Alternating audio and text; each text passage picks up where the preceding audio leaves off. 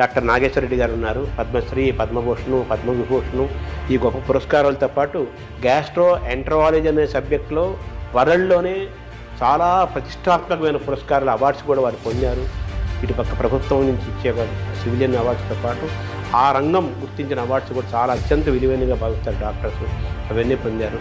వారిని అడిగి గ్యాస్ట్రో ఎంటరాలజీకి రిలేటెడ్గా చూసుకుంటూ మన కడుపు, జీర్ణాశయం, ఆరోగ్యం, ఆహారం, ఆనందం, సుఖం, లాంగివిటీ ఆఫ్ లైఫ్ స్ట్రాంగ్గా ఉండాలంటే ఏం చేయాలి, ఏం చేయకూడదు, ఇవన్నీ కూడా డాక్టర్ గారి ద్వారా మనం తెలుసుకునే ప్రయత్నం చేద్దాం. ₹1,00,00,000 జీతాన్ని కూడా ఇవ్వడానికి 10 ఏళ్ల క్రితం మీకు అవకాశం వచ్చినా కానీ అవన్నీ వదులుకొని, ఎందుకంటే మనం ఎందుకు గట్ హెల్త్ విషయంలో వెనకబడ్డాము.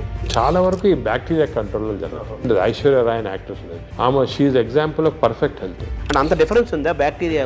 థర్డ్ థింగ్ ఏమంటే as far as possible normal delivery encourage చేయాలి, సిజేరియన్ డెలివరీ చేయాలి. ఫుడ్ ఈజ్ మెడిసిన్ కూడా అంటున్నారు. దానికి మేము చాలా రీసెర్చ్ చేశాను, మెడిటరేనియన్ ఫుడ్ అని. అన్నం తింటే తొందరగా అరుగుతుంది, ఈజీ డైజెస్టివ్ అనే మనకి ఈజీ డైజెషన్ మనకు మంచిది కాదు. మన భారతదేశాన్ని బ్లూ జోన్గా మార్చలేమా? బ్లూ జోన్ అంటే ఒకరిద్దరు పాటించింది కాదు. అంటే బ్లూ జోన్గా మారడం అంటే ఏం చేయాలి సార్? దానికి అందరూ అక్కడ 100 years బతుకుతారు. ఫుడ్ అండ్ యాక్టివిటీసే మెయిన్. ఎక్సర్సైజ్లో 2 types ఉన్నాయి. కొంతమందికి మార్నింగ్ ఎక్సర్సైజ్ చేస్తే మంచిది, కొంతమందికి రాత్రి చేస్తే మంచిది. అంటే స్లీప్ చేతిలో మనం ఉన్నామా? స్లీప్ మన చేతిలో తెచ్చుకోవచ్చు. స్లీప్ మన చేతి తెచ్చుకోవచ్చు. ఆ sun rise sunset timing maintain చేయాలి. బాడీ మంది కదా, ఓన్ యువర్ ఓన్ బాడీ అంటాం మనం. ఒక్కొక్క దానికి ఒక్కొక్క ఏజ్ ఉంటుంది. Human beings actually 120 years normal. బ్యాంకులు లాగా స్టూల్ బ్యాంకులు వస్తాయని మంచి హెల్తీ పీపుల్ని స్టూల్ తీసుకుంటే. ఈ ఐబిఎస్ గురించి కూడా చాలా చర్చ జరుగుతుంది. IBS 30% of normal population IBS ఉంది. ఐబిఎస్ అంటే ఏమి? డైరియా రావచ్చు, కాన్స్టిపేషన్ రావచ్చు, పెయిన్ రావచ్చు, ఈ కాంబినేషన్లో రావచ్చు. ప్లాస్టిక్ దాని రోల్ కూడా ఉంది కదా సార్ అందులో. ఆ ఫ్యాటీ లివర్ పెరుగుతుంది కదా ఇప్పుడు. ఫ్యాటీ లివర్ ఉన్న వాళ్ళు ఫ్యాటీ లివర్తో చనిపోరు. అంత తొందరగానే వచ్చేస్తే I'm aiming in 5 years time.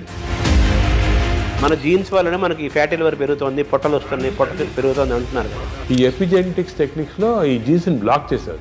ఈ ఒబెసిటీని తగ్గించడానికి, డయాబెటీస్ని కంట్రోల్ చేయడానికి ఇంజెక్షన్స్ వచ్చాయి అంటున్నారు. మెడికల్ షాప్స్లో అమ్ముతున్నారు, తీసుకొని తప్పు చేయకూడదు. అది ఎందుకు అంటే మేజర్ గోల్ ఏంటి సార్ అంటే హెల్త్ ఫర్ పీపుల్. భారతదేశానికి నోబెల్ రాదా? మనం పని చేస్తూ ఉంటే ఏజీని ఎలా చూడాలనుకుంటున్నారు భవిష్యత్తులో? మీరు డాక్టర్స్కి, పబ్లిక్కి, ప్రభుత్వాలకి ఇచ్చే ఒక సింగిల్ మెసేజ్ ఏంటి సార్?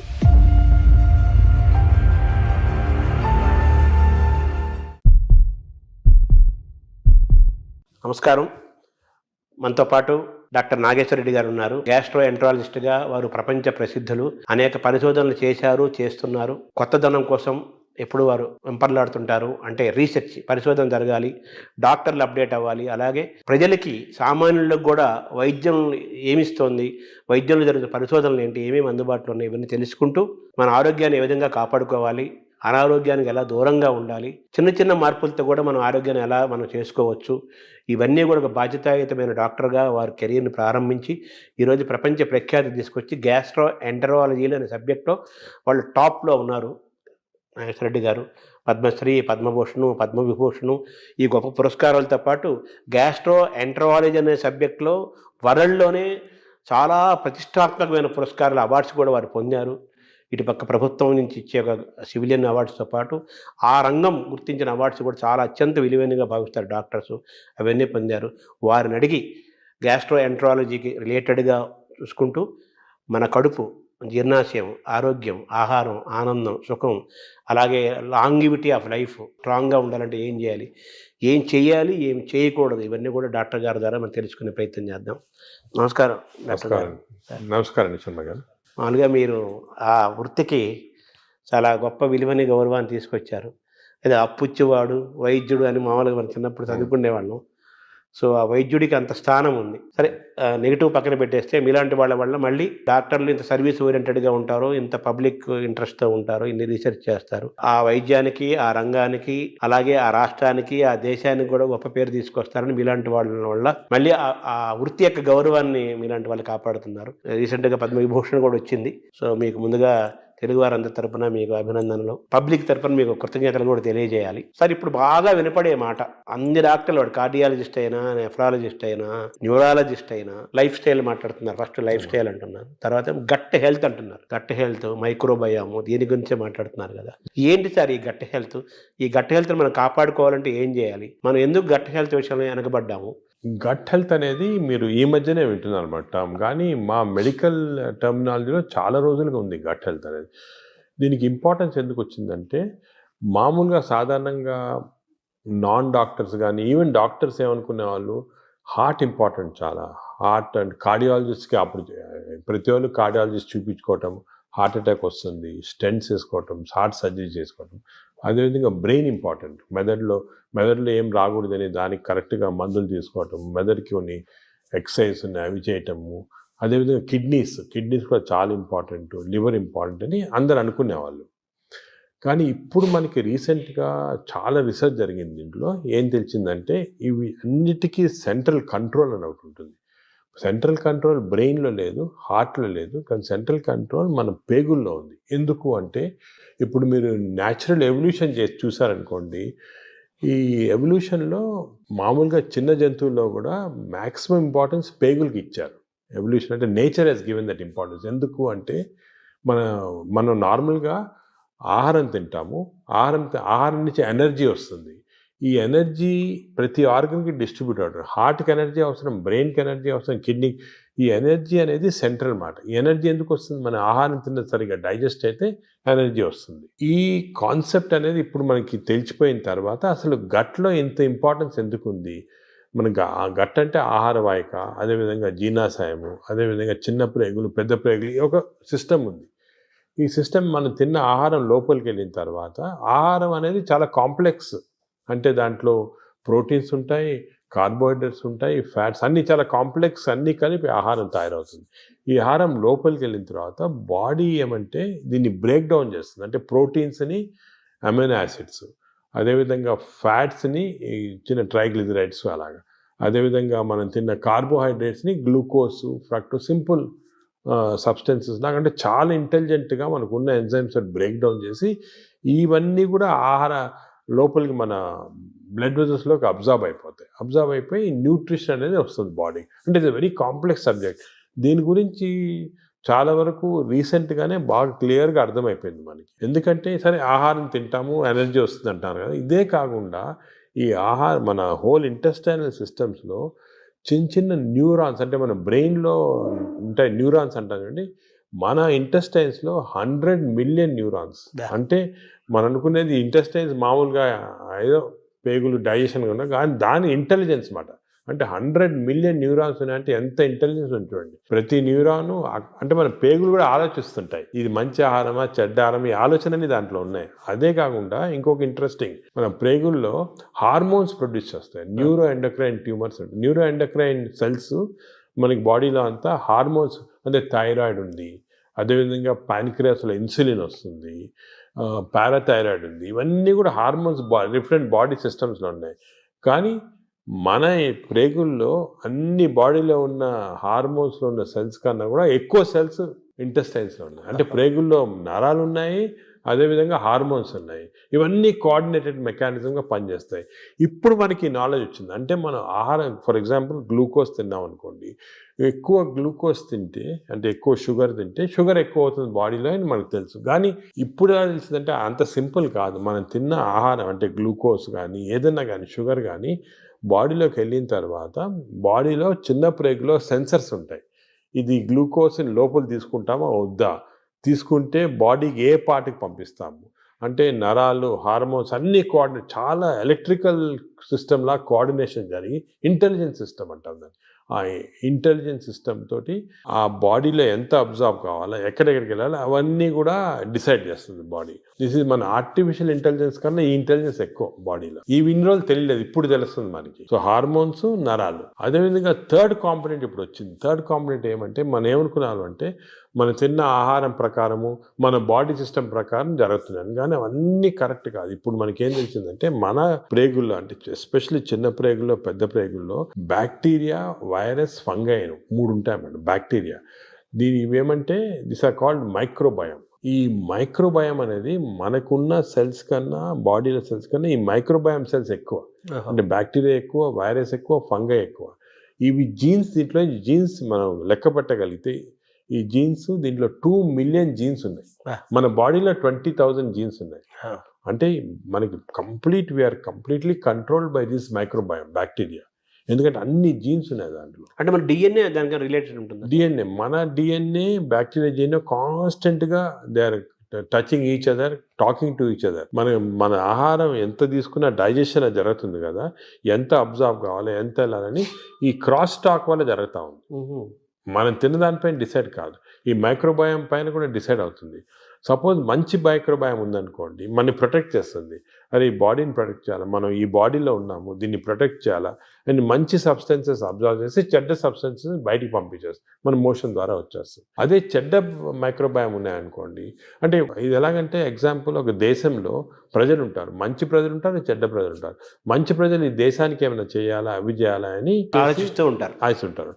అదే చెడ్డ ప్రజలు టెర్రరిస్ట్ ఎలా దీన్ని డిస్ట్రాయ్ చేస్తాము అని. మన బ్యాక్టీరియా కూడా బాడీలో అలాగే, మంచి ప్రజలు చెడ్డ ప్రజలు ఉన్నట్టు మంచి బ్యాక్టీరియా, చెడ్డ bacteria, good bacteria, bad bacteria. ఈ బ్యాడ్ బ్యాక్టీరియా ఎప్పుడు ఇలా బాడీని ఎలా డిస్ట్రాయ్ చేస్తాము, ఈ బాడీలో షుగర్ ఎలా ప్రొడ్యూస్ చేస్తాము, ఈ బాడీకి హార్ట్ ఎలాగ చెడిపేస్తాము, ఈ బాడీకి బ్రెయిన్ ఎలా చెడిపేస్తాము కాన్స్టెంట్గా ఉంటాయి. So there is a constant big battle మన ప్రేగుల్లో. బ్యాడ్ బ్యాక్టీరియా, గుడ్ బ్యాక్టీరియాకి ఇప్పుడు వార్ జరుగుతూ ఉంది లోపల. పెద్ద సైన్యం ఉంది లోపల. సైన్యం ఉంది, అంటే మిలియన్స్ మన అంత పెద్ద సైన్యం ఉంది. మనకి గుడ్ బ్యాక్టీరియా గెలిస్తే మనకి మంచిది బాడీకి. సో ఈ heart attacks, brain strokes, kidney damage, ఇవన్నీ కూడా కొంతవరకు మనం అనుకున్నట్టు ఫిజియాలజీ ప్రకారం జరుగుతుంది, కానీ చాలా వరకు ఈ బ్యాక్టీరియా కంట్రోల్లో జరుగుతుంది. మనకు తెలిసిపోయింది ఇప్పుడు. దానికే మనం చూస్తుంటే కొంతమంది అది ఏదంటే తింటారు, నాకేం జబ్బులు రావు అంటారు. ఫర్ ఎగ్జాంపుల్, ఫేమస్ ఎగ్జాంపుల్ మనకి ఒక యాక్ట్రెస్ ఉండేది, ఐశ్వర్య రాయ్ అని యాక్ట్రెస్ ఉండేది. ఆమె she's example of perfect health. అందరూ అడిగేవాళ్ళు మీరు ఏం చేస్తారు, ఎక్సర్సైజ్ ఏం తింటారు, ఆమె ఏం లేదండి, ఏం చేయటం లేదు, మన న్యాచురల్ బాడీ. అప్పుడు ఊరికనే అందరు ఎలాగ natural, this is a natural. అంటే మన మంచి బ్యాక్టీరియా ఉంటే బాడీ గ్లో వస్తుంది, స్కిన్ గ్లో వస్తుంది, అదేవిధంగా షుగర్ కంట్రోల్లో ఉంటుంది. సో ఇది ఫండమెంటల్గా ఇది తెలిసిపోయింది ఇప్పుడు మనకి. సో మోస్ట్ ఇంపార్టెంట్ ఇప్పుడు ప్రజలు అడిగేది ఏమంటే ఎలాగ, how to have good bacteria, how to avoid bad bacteria, ఇది అనేది ఫండమెంటల్ క్వశ్చన్ వచ్చింది మనకి. దీని గురించి చాలా రీసెర్చ్ జరుగుతుంది. ఇంకో ఫండమెంటల్ క్వశ్చన్ మా వాళ్ళు చాలామంది నన్ను అడుగుతుంటారు, అది ఇన్ని సంవత్సరాలుగా మనం చూస్తున్నాం కదా, ఇది ఎందుకు తెలియదు, ఈ నాలెడ్జ్ ఎందుకు లేదు? ఈ బ్యాక్టీరియా గురించి ఇప్పుడే 2-3 సంవత్సరాలుగా మాట్లాడుతున్నారు అందరూ, మీరు కూడా 2-3 సంవత్సరాలుగా ఎందుకు తెలియలేదంటే ఈ బ్యాక్టీరియా అనేది లోపల ఉంటాయి కదా, దీన్ని తీసి కల్చర్ చేసి స్టడీ చేసే టెక్నిక్స్ మన దగ్గర లేవు ఇన్ని రోజులు. గత 3-4 సంవత్సరాలుగా మెటాజీనోమిక్స్ అని కొత్త టెక్నాలజీ వచ్చింది. అంటే ఈ బ్యాక్టీరియా తీసి మనం జీనోమిక్ స్టడీస్ చేసి ఏ బ్యాక్టీరియా ఎన్ని ఉన్నాయి అవన్నీ కూడా జస్ట్ 2-3 ఇయర్స్గానే నాలెడ్జ్ వచ్చింది. దానివల్ల మనకు అంతా ఇప్పుడు తెలిసింది. That's why you're so excited about this knowledge. ఎందుకంటే ఈ కొత్త నాలెడ్జ్ ఇప్పుడు వచ్చింది కదా, ఇవన్నీ క్లారిఫై అయిపోతున్నాయి పాయింట్స్. మెటాజీనోమిక్స్ మేము మా హాస్పిటల్లో పెద్ద ల్యాబ్స్ పెట్టాము, మెటబాలోమిక్స్, దాని తర్వాత మెటాజీనోమిక్స్, మైక్రోబయామ్ ల్యాబ్ అని స్టార్ట్ చేసి ఇవన్నీ స్టడీ చేస్తున్నాం. అంటే ఈ మైక్రోబయామ్స్ ఉన్నాయి కదా, అవి కూడా దే ఆర్ ప్రొడ్యూసింగ్ సబ్స్టెన్సెస్, ఈ అన్ని మెటబోలైట్స్ అంటారు. దాని స్టడీ కదా మెటబాలామిక్స్. మేము we are started a mass spectroscopy అని ఒక పెద్ద ఇన్స్ట్రుమెంట్, అది తీసుకొని స్టడీ చేస్తున్నాం ఏ బ్యాక్టీరియా ఏది ప్రొడ్యూస్ చేస్తుంది మన బాడీలో. For example, there is a chemical called TMAO, TMAO. ఈ TMAO ప్రొడ్యూస్ చేసే బ్యాక్టీరియా ఎక్కువైతే ఆ ఎక్కువ సబ్స్టెన్స్ వెళ్ళి హార్ట్ అటాక్స్ ఇస్తుంది. So heart attack is not because of any clogging and all, is because of TMAO. So ఈ bacteria eliminate చేస్తే మనకి ఛాన్స్ తగ్గిపోతుంది హార్ట్ అటాక్. అదేవిధంగా బ్రెయిన్లో 2 సబ్స్టెన్సెస్ చాలా important, dopamine and serotonin. Dopamine, serotonin, ఈ 2 కెమికల్స్ ఆర్ వెరీ ఇంపార్టెంట్. వాటి యొక్క చర్యలు ఏంటి సార్? ఇవి ఏం చేస్తాయి, డోపమిన్ ఈ బ్లడ్లో నుంచి బ్రెయిన్కి వెళ్ళిపోయి బ్రెయిన్ని స్టిమ్యులేట్ చేసి మనం మంచి థింకింగ్, స్మార్ట్ థింకింగ్, డల్నెస్ తగ్గించేస్తాయి, డిప్రెషన్ తగ్గించేస్తాయి. ఇవన్నీ కెమికల్స్ చేస్తామండి బ్రెయిన్లో. ఇంతకుముందు మనము కొంతమంది ఆర్టిఫిషియల్గా తీసుకునే వాళ్ళు, కానీ అది మంచిది కాదు. ఇంతకుముందు ఏమనుకున్నామంటే ఫుడ్, ఫర్ ఎగ్జాంపుల్ ఆల్మండ్స్ తింటే మంచిది, దాంట్లో సెరటోనిన్ ఇంక్రీజ్ అవుతాయని అనుకునేవాళ్ళు. కానీ ఫుడ్ డైరెక్ట్గా దానివల్ల కాదు. ఈ ఫుడ్, మనం తిన్న ఫుడ్ని బ్యాక్టీరియా తీసుకొని, ఫర్ ఎగ్జాంపుల్ మనం బాదం తిన్నామనుకోండి, మంచి బ్యాక్టీరియా ఉంటే ఈ బాదంని లో ఉన్న ట్రిప్టోఫాన్ని సెరటిన్ లాగా మార్చేస్తుంది బాడీకి. సెరటిన్ అంటే బ్యాక్టీరియా ప్రొడ్యూసింగ్ సెరటిన్, డోపమిన్, ఇవన్నీ కూడా ఇవి కూడా మంచి గుడ్ బ్యాక్టీరియా. డోపమిన్ వల్ల సార్ దానివల్ల ఏం జరుగుతుంది? డోపమిన్ వల్ల అగైన్ బాడీ యాక్ట్, ఎనర్జీ వస్తుంది, ఎక్సర్సైజ్ చేయాలనిపిస్తుంది, పాజిటివ్ థాట్స్ వస్తాయి. ఈ డోపమిన్ తక్కువ ఉన్న వాళ్ళు ఎప్పుడు డల్గా కూర్చొని ఎక్సర్సైజ్ చేయరు, దానివల్ల బద్ధంగా వచ్చే ఫ్యాట్, బాడీలో బాగా ఫ్యాట్ రావడం అవన్నీ అలా వస్తాయి. ఈ స్లీప్లెస్నెస్ అవన్నీ కూడా బ్యాక్టీరియాకి సంబంధించి. సో ఇవన్నీ మనకి ఇప్పుడు నాలెడ్జ్ వచ్చేసింది. ఈ బ్యాక్టీరియా ఏవే మంచిది, ఏవి చెడ్డవి, ఇవి మెయింటైన్ చేసుకోవాలి కరెక్ట్గా మనం. అంటే ఎలా మెయింటైన్ చేసుకోవాలి సార్? ఫుడ్లో ఉందా, మన ఎక్సర్సైజ్లో ఉందా? సో మనకి బ్యాక్టీరియా కూడా చాలా వరకు ఫుడ్లో, మనం తిన్న ఫుడ్ ప్రకారం ఒకటి, ఎక్స్టర్నల్ బ్యాక్టీరియా మనకు వస్తుంది. ఇది 3 ఇంపార్టెంట్ రీజన్స్ మనకు తెలియాలి, ప్రజలు కూడా తెలియజేయమంటే, మనకి ఒరిజినల్గా పుట్టుకతోటే బ్యాక్టీరియా వస్తాయి బాడీలో. ఆహారం నుంచి న్యూ బార్న్ ఆహారం తింది కదా, ఆహారం లేకుండా పుట్టుకతోనే వచ్చేస్తుంది. పుట్టుకతో ఎలాగంటే మదర్ నుంచి డెలివరీలో వచ్చేస్తుంది బ్యాక్టీరియా. అంటే మన తొలి జీవే బ్యాక్టీరియా అని చెప్పచ్చా? అంటే తొలి జీవి అని కాదు, మనం పుట్టినప్పుడు మన కడుపులో స్టెరైల్గా ఉండవు, బ్యాక్టీరియా ఉంటాయి. ఎందుకు అంటే ఈ ఒకటి మన మదర్ ప్లసెంటా ఉంటుంది కదా లోపల, బర్త్ ప్లసెంటాలో కొంతవరకు బ్యాక్టీరియా వెళ్ళిపోతాయి. అంటే ఆమ్నియాటిక్ ఫ్లూయిడ్ అని ఉంటుంది దాంట్లో బ్యాక్టీరియా. అదేవిధంగా బర్త్ కెనాల్ నుంచి పాస్ అయినప్పుడు బేబీ బ్యాక్టీరియా కొన్ని మింగేస్తాయి మదర్ బేబీ. దానికే మేము చాలా రీసెర్చ్ జరిగింది దీని గురించి. ఏం కనుక్కున్నామంటే, మనకి suppose baby is born natural birth, antibiotics వాడలేదు 6 months, మదర్స్ మిల్క్ ఇచ్చామనుకోండి, మదర్స్ మిల్క్ 6 months వాడితే మంచి బ్యాక్టీరియా ఉంటాయి పుట్టుకతోటి. 6 months తర్వాత మంచి బ్యాక్టీరియా.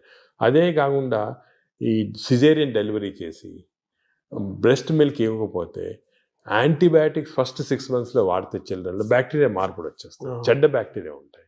సో పుట్టుకతోటి you are starting with advantage or disadvantage. Advantage or disadvantage పాపం మా బేబీ డిసైడ్ చేయదు, మదరు, పేరెంట్స్, డాక్టర్ వాళ్ళు డిసైడ్ చేస్తారు. అంటే ప్రెగ్నెన్సీ దశలోనే ప్రీ ప్రెగ్నెన్సీ దశ నుంచే అవేర్నెస్ ఉండాలంటారా? అంటే ప్రీ అంటే మనకి యాంటీబయాటిక్స్ మదర్ కూడా వాడకూడదు, ఎంత తక్కువ వాడితే అంత మంచిది. బేబీకి 6 months దాకా అసలు యాంటీబయాటిక్ వాడకపోతే మంచిది. ఇంకోటి ఫీడింగ్ కూడా మనం ఎంకరేజ్ చేయాలి. ఊర్లలో చేసేవాళ్ళు ఇంతకుముందు, ఇప్పుడు ఏదో సిటీస్లో అంతా ఫ్యాషన్ అయిపోయింది ఈ డబ్బా పాలియటం అని, అవన్నీ పోవాలి. 6 months దాకా కంపల్సరీ బేబీకి మదర్ మిల్క్ ఇవ్వాలి. మదర్ మిల్క్లో కొన్ని సబ్స్టెన్సెస్ ఉన్నాయి, స్పెషల్ సబ్స్టెన్స్, అంటే నేచర్ ఇచ్చింది. ఈ సబ్స్టెన్సెస్ వల్ల మంచి బ్యాక్టీరియా గ్రోత్ వచ్చేస్తుంది బాడీలో. బ్రెస్ట్ మిల్క్ ఇది best milk, breast milk is best milk and breast milk is best for bacteria, correct bacteria. అది ఇప్పుడు తెలిసిపోయింది క్లియర్గా. సో 6 months ఉండాలి. అదేవిధంగా చిల్డ్రన్కి ఎంత మరీ అవసరమైతే తప్ప యాంటీబయాటిక్స్ ఇవ్వకూడదు. యాంటీబయాటిక్స్ మనం ఇచ్చేసామనుకోండి బ్యాక్టీరియా చేంజ్ అయ్యాం. ఇప్పుడు యాంటీబయాటిక్స్ అంతకుముందు డాక్టర్ ప్రిస్క్రిప్షన్ అవి ఉండేవి, ఇప్పుడు అవి లేవు, అందరూ మెడికల్ షాప్కి తీసుకోవడం అది కరెక్ట్ కాదు. దానికి యాంటీబయాటిక్స్ ఇవ్వకూడదు. థర్డ్ థింగ్ ఏమంటే, as far as possible normal delivery encourage చేయాలి, సిజేరియన్ డెలివరీ చేయకూడదు. అవునా సార్? అంటే అంత డిఫరెన్స్ ఉందా? బ్యాక్టీరియా డిఫరెన్స్ ఉందా? సిజేరియన్ ఇప్పుడు అసలు హాంకాంగ్లో ఒక మంచి ఇచ్చేసారు. ఇప్పుడు ఏం చేస్తారంటే, అక్కడ సిజేరియన్ డెలివరీస్ ఎక్కువ అవుతున్నాయని మదర్కి ఆ సిజేరియన్ డెలివరీ టైంలో స్టూల్ ఉంటుంది, అది తీసి పక్కకు ఫ్రిడ్జ్లో పెట్టి, బేబీ డెలివరీ సిజేరియన్ అయినా కూడా బేబీ డెలివరీ అయిన తర్వాత ఆ స్టూల్ ఫీడ్ చేస్తున్నారు బేబీకి. అవును. సో అట్లీస్ట్ కొంతవరకు నార్మల్ బ్యాక్టీరియా రావడానికి అంత ఇంపార్టెన్స్ ఉంది. సో ఇప్పుడున్న వాతావరణంలో మీరు చెప్పినట్టుగా, అంటే మనిషి పుట్టినప్పుడు నుంచే, పుట్టబోయే ముందు దశ నుంచే వెళ్ళిపోయేంత వరకు బ్యాక్టీరియా మేనేజ్మెంట్. అప్పుడే ఎందుకు చెప్తున్నాను ఇంపార్టెంట్, అందరూ ఏమంటారు తర్వాత చూసుకుంటాం, మనం పెద్ద అదిగా పుట్టినప్పటి నుంచి స్టార్ట్ అవుతుంది బ్యాక్టీరియా మేనేజ్. పుట్టినప్పుడే ఈ 3 precautions follow: normal delivery, breast feeding, అదేవిధంగా నో యాంటీబయాటిక్స్ చిల్డ్రన్లో 6 months దాకా. చాలా స్ట్రిక్ట్గా ఫాలో అయ్యామనుకోండి, వీ స్టార్ట్ విత్ అడ్వాంటేజ్. ఇప్పుడు మనం ఆల్రెడీ దాటేసాం, ఇప్పుడు న్యూ బేబీస్ ఓకే. ఇప్పుడు దాటిన తర్వాత కొన్ని మార్పులు, అప్పుడు నెక్స్ట్ ఏమంటే నెక్స్ట్ ఎలాగా డెవలప్ చేయాలని, ఫస్ట్ ఫుడ్ చిల్డ్రన్ నుంచి స్టార్ట్ అవుతుంది. చిల్డ్రన్ నుంచి కొన్ని టైప్ ఆఫ్, ఇప్పుడు ఫైబర్ ఎక్కువ ఉన్న ఫుడ్, దాని తర్వాత ఎక్కువ న్యాచురల్ ఫుడ్స్, అంటే మన ఆర్గానిక్ ఫుడ్, అటువంటి న్యాచురల్ ఫుడ్స్, ఎక్కువ వెజిటబుల్స్, ఇటువంటివన్నీ మంచివి. కానీ అన్ఫార్చునేట్లీ ఒక రాంగ్ థింగ్ ఏమవుతుందంటే, ఫాస్ట్ ఫుడ్. చిల్డ్రన్ స్కూల్కి వెళ్ళగానే పక్కనే ఫాస్ట్ ఫుడ్ షాప్ ఉంటుంది, ఫాస్ట్ ఫుడ్స్, ఈ బర్గర్స్, చిప్స్, ఇటువంటివన్నీ, నూడిల్స్, ఇవన్నీ కూడా బ్యాడ్ బ్యాక్టీరియా కారణం. అసలు మనం నెక్స్ట్ స్టెప్ చిల్డ్రన్లో ఏం చేయాలంటే, హెల్తీ ఫుడ్ హ్యాబిట్స్ చాలా స్ట్రాంగ్గా పట్టుకోవాలి. ఇంకోటి వర్స్ట్ ఏమంటే, ఈ సోడా డ్రింక్స్, ఫ్రక్టోస్ ఉంటుందండి, ఈ కార్న్ సిరప్ ఉంటుంది, ఈ సోడాస్లో చాలా రాంగ్ బ్యాక్టీరియా వచ్చేస్తాయి. Cool drinks sir? Cool drinks అస్సలు తీసుకోకూడదు. Cool drinks even fruit juice కూడా ఐ డోంట్ అడ్వైస్. ఫ్రూట్స్ మంచిది, ఎందుకంటే ఫైబర్ ఉంటుంది. ఫ్రూట్ జ్యూస్లో ఏముంటుంది, ఒట్టి ఫ్రక్టోస్ ఉంటుంది. ఫ్రక్టోస్ అనే సబ్స్టెన్స్ గ్లూకోజ్ కన్నా కూడా డేంజరస్. అసలు దానికే కూల్ డ్రింక్స్, ఫ్రూట్ జ్యూసెస్ తాగకూడదు. అందరు మిస్టేక్ అంటే కూల్ డ్రింక్స్ తాగడం లేదు, ఫ్రూట్ జ్యూస్ తాగుతున్నాడు. ఫ్రూట్ జ్యూస్ తాగకపోతే ఫ్రూట్ తినొచ్చు కదా. అవును, ఫ్రూట్లో ఫైబర్ డైరెక్ట్గా ఫ్రూట్ అయితే న్యాచురల్. అది మీకు ఫ్రూట్ జ్యూస్లో ఫ్రక్టోస్ వచ్చి బాడీకి మంచిది కాదు ఫ్రక్టోస్. సో అది we should avoid completely. So children next step, baby నుంచి చిల్డ్రన్లో ఏమంటే we should advise them healthy foods. ఈ మిడ్ డే మీల్స్ కూడా స్కూల్లో పెడతారు, అవి కూడా ఒకటేమంటే ఈ ఫాస్ట్ ఫుడ్స్ అవాయిడ్ చేయాలి. Second, hygiene important. ఇప్పుడు ఏమంటే ఈ మిడ్ డే మీల్స్ కుకింగ్లో మనం చూస్తుంటాం, చాలా బ్యాడ్ హైజీన్ వల్ల బ్యాడ్ బ్యాక్టీరియా వస్తుంది. అది కూడా కొంచెం కంట్రోల్ చేయాలి. ఫైబర్ అది కంట్రోల్ చేయాలి, చాలా important. So these are all very important children లెవెల్లో. ఇంకోటి, చిల్డ్రన్లో ఫిజికల్ యాక్టివిటీ బాగుంటే మంచి బ్యాక్టీరియా వస్తున్నాయని అది కూడా తెలిసిపోయింది. యాక్టివిటీ సెల్ ఫోన్కి అటాచ్ అయిపోతున్నారు అంతే. అది తప్పది. సో చిల్డ్రన్లో ఫిజికల్ యాక్టివిటీ వల్ల కూడా బ్యాక్టీరియా చేంజ్ అవుతున్నాయి. So we have to encourage sports, physical activity. So మంచి nutrition, hygienic nutrition, organic food, అదేవిధంగా physical activity. Avoid juices, fruit juices కానీ సోడాస్ కానీ, avoid unhygienic food, avoid fast foods. Simple. అంటే చిన్నపిల్లలు, teenagers, adolescence, తర్వాత అలా age పెరుగుతూ next age ఇప్పుడు ఏమంటే ఇంకోటి బ్యాక్టీరియా మేము ఏం చూసామంటే, చిన్నప్పుడు మార్పులు చేయటం సులభం, పెద్ద అయిన తర్వాత కష్టం. అంత ఈజీ కాదు, చాలా ఎఫర్ట్ పెట్టాలి పెద్ద అయిన తర్వాత చేంజ్ చేయడానికి. మీరు ఫుడ్ అనేది చాలా ఇంపార్టెంట్, ఫుడ్ ఈజ్ మెడిసిన్ కూడా అంటున్నారు. ఆ ఫుడ్ దానికే మేము చాలా రీసెర్చ్ చేసాము, మెడిటరేనియన్ ఫుడ్ అనేది. ఫర్ ఎగ్జాంపుల్ కొన్ని టైప్స్ ఆఫ్ ఫుడ్, ఈ కోకోనట్ వాటర్ అనుకోండి, 2 గ్లాసులు కోకోనట్ వాటర్ తాగితే మంచి బ్యాక్టీరియా ఉంటుంది. అదేవిధంగా బ్లాక్ కాఫీ, అసలు మిల్క్ అనేది రాంగ్ కాన్సెప్ట్. పెరుగు మంచిది కానీ పాలు మంచిది. ప్రోబయోటిక్ అంటారు కదా, పెరుగులో ప్రోబయోటిక్స్ ఉంటాయి. ప్రోబయోటిక్స్ జనరల్, పాలు మంచిది కాదు. ఎందుకంటే మనము వేరే స్పీసీస్ పాలు తాగుతున్నాం. మదర్ మిల్క్ మంచిది బేబీకి. అవును, 6 months అయిన తర్వాత వేరే స్పీసీస్ పాలు మంచిది కాదు. ఎందుకంటే పాలు, ఒక స్పీసీస్లో పాలు is meant only for that species. ఇప్పుడు ఆవు పాలు అనుకోండి, ఆవు పాలు అంటే దూడకు మంచిది, అది గ్రోత్కి మంచి, చాలా ఎక్స్పోనెన్షియల్ గ్రోత్ అవుతుంది బేబీ.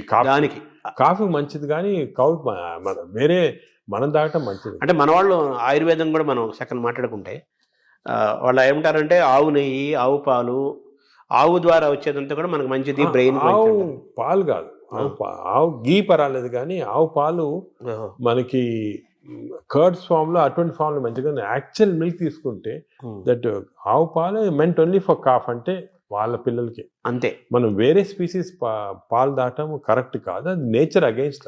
అది అంటే మనుషులు వాళ్ళు తీసుకోవాలి, మనుషులంటే అంతే, exact same species, that is nature. మన నేచర్ కి వ్యతిరేకంగా వెళ్తుంది. సో ఆవు నెయ్యి మంచిది అంటారు కదా, బ్రెయిన్ మంచిదని కాదు, అంటే కొంతవరకు ఇంతకుముందు నెయ్యి తీసుకోవడం మంచిది కాదు అంటే, ఇప్పుడు కొంతవరకు లిమిటెడ్ క్వాంటిటీస్ లో పర్వాలేదు నేను వచ్చింది, అంతేగాని మంచిదని కాదు, ఎక్కువ తీసుకోవడం మంచిది అలా కాదు. ఇందులో ఈ జర్నీలో అవాయిడ్ వైట్స్ అనేది ఒక పెద్ద ప్రచారం జరుగుతుంది కదా సార్, అది అవాయిడ్ ఏదంటారు? అవాయిడ్ వైట్స్ అంటే అన్నము, వైట్ అనేది జనరల్ టర్మినాలజీ, కానీ జనరల్ గా దోస్ అంటే ఇప్పుడు మనం కార్బోహైడ్రేట్ ఫుడ్ లో కార్బోహైడ్రేట్స్, ప్రోటీన్, ఫ్యాట్ లో saturated fat, unsaturated fat example ఏమంటే ఆలివ్ ఆయిల్. వెస్టర్న్ కంట్రీస్ లో ఆలివ్ ఆయిల్ ఎక్కువ తింటాం, మనం ఆలివ్ ఆయిల్ తో కుక్ చేయలేము. ఆలివ్ ఆయిల్ కుక్ చేస్తే అది చెడిపోతుంది. దానికి రైస్ బ్రాన్ ఆయిల్ అనేది, rice bran oil is equal to olive oil. దీనికి అన్సాచురేటెడ్ ఫ్యాటీ యాసిడ్ ఎక్కువ. Saturated fatty acids are hydrogenated fats ఏమంటే వనస్పతి, కొంతవరకు గీ, అవి మంచిది కాదు. కొంతవరకు మన కౌ గీ అంటే ఆవుది వచ్చిన గీ కొంతవరకు పర్వాలేదు, ఎక్కువ మంచిది కాదు. అన్నం కూడా తినొద్దు అంటున్నారు కదా వైట్స్ లో, అది ఫ్యాట్స్ పార్ట్. సో ఎక్కువ అన్సాచురేటెడ్ ఫ్యాటీ యాసిడ్స్ అవి మంచిది. హైడ్రోజనేటెడ్ ఫ్యాటీ యాసిడ్స్ వనస్పతి లాంటిది అవి మంచిది కాదు. నా సెకండ్ ఏమంటే కమింగ్ టు కార్బోహైడ్రేట్స్లో సింపుల్ కార్బోహైడ్రేట్స్, కాంప్లెక్స్ కార్బోహైడ్రేట్స్ ఉంటాయి. సింపుల్ కార్బోహైడ్రేట్స్ అంటే ఏమి, రైస్ ఇటువంటివి. ఏమంటే సింపుల్, దీంట్లో ఎక్కువ ఫైబర్ ఉండదు, మనం తింటే గ్లూకోజ్ ఇమ్మీడియట్గా బాడీలో అబ్జర్వ్ అయిపోయి మంచిది కాదు.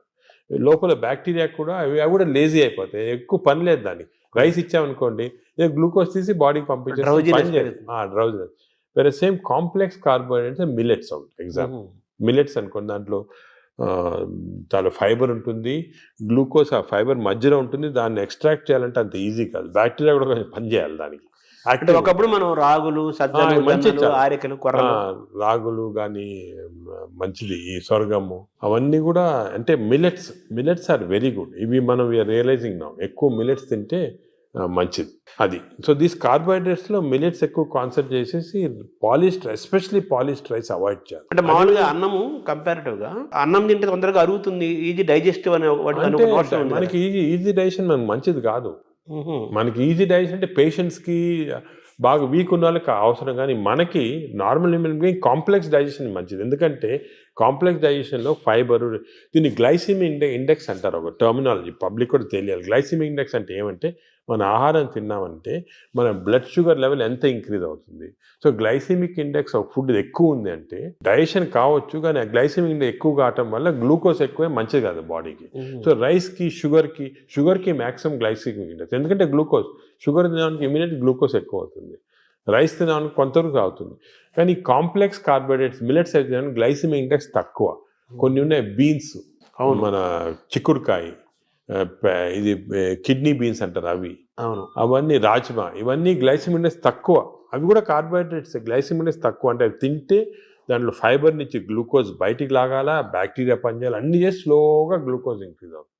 సో దట్ ఈస్ నాట్, అది మంచిది.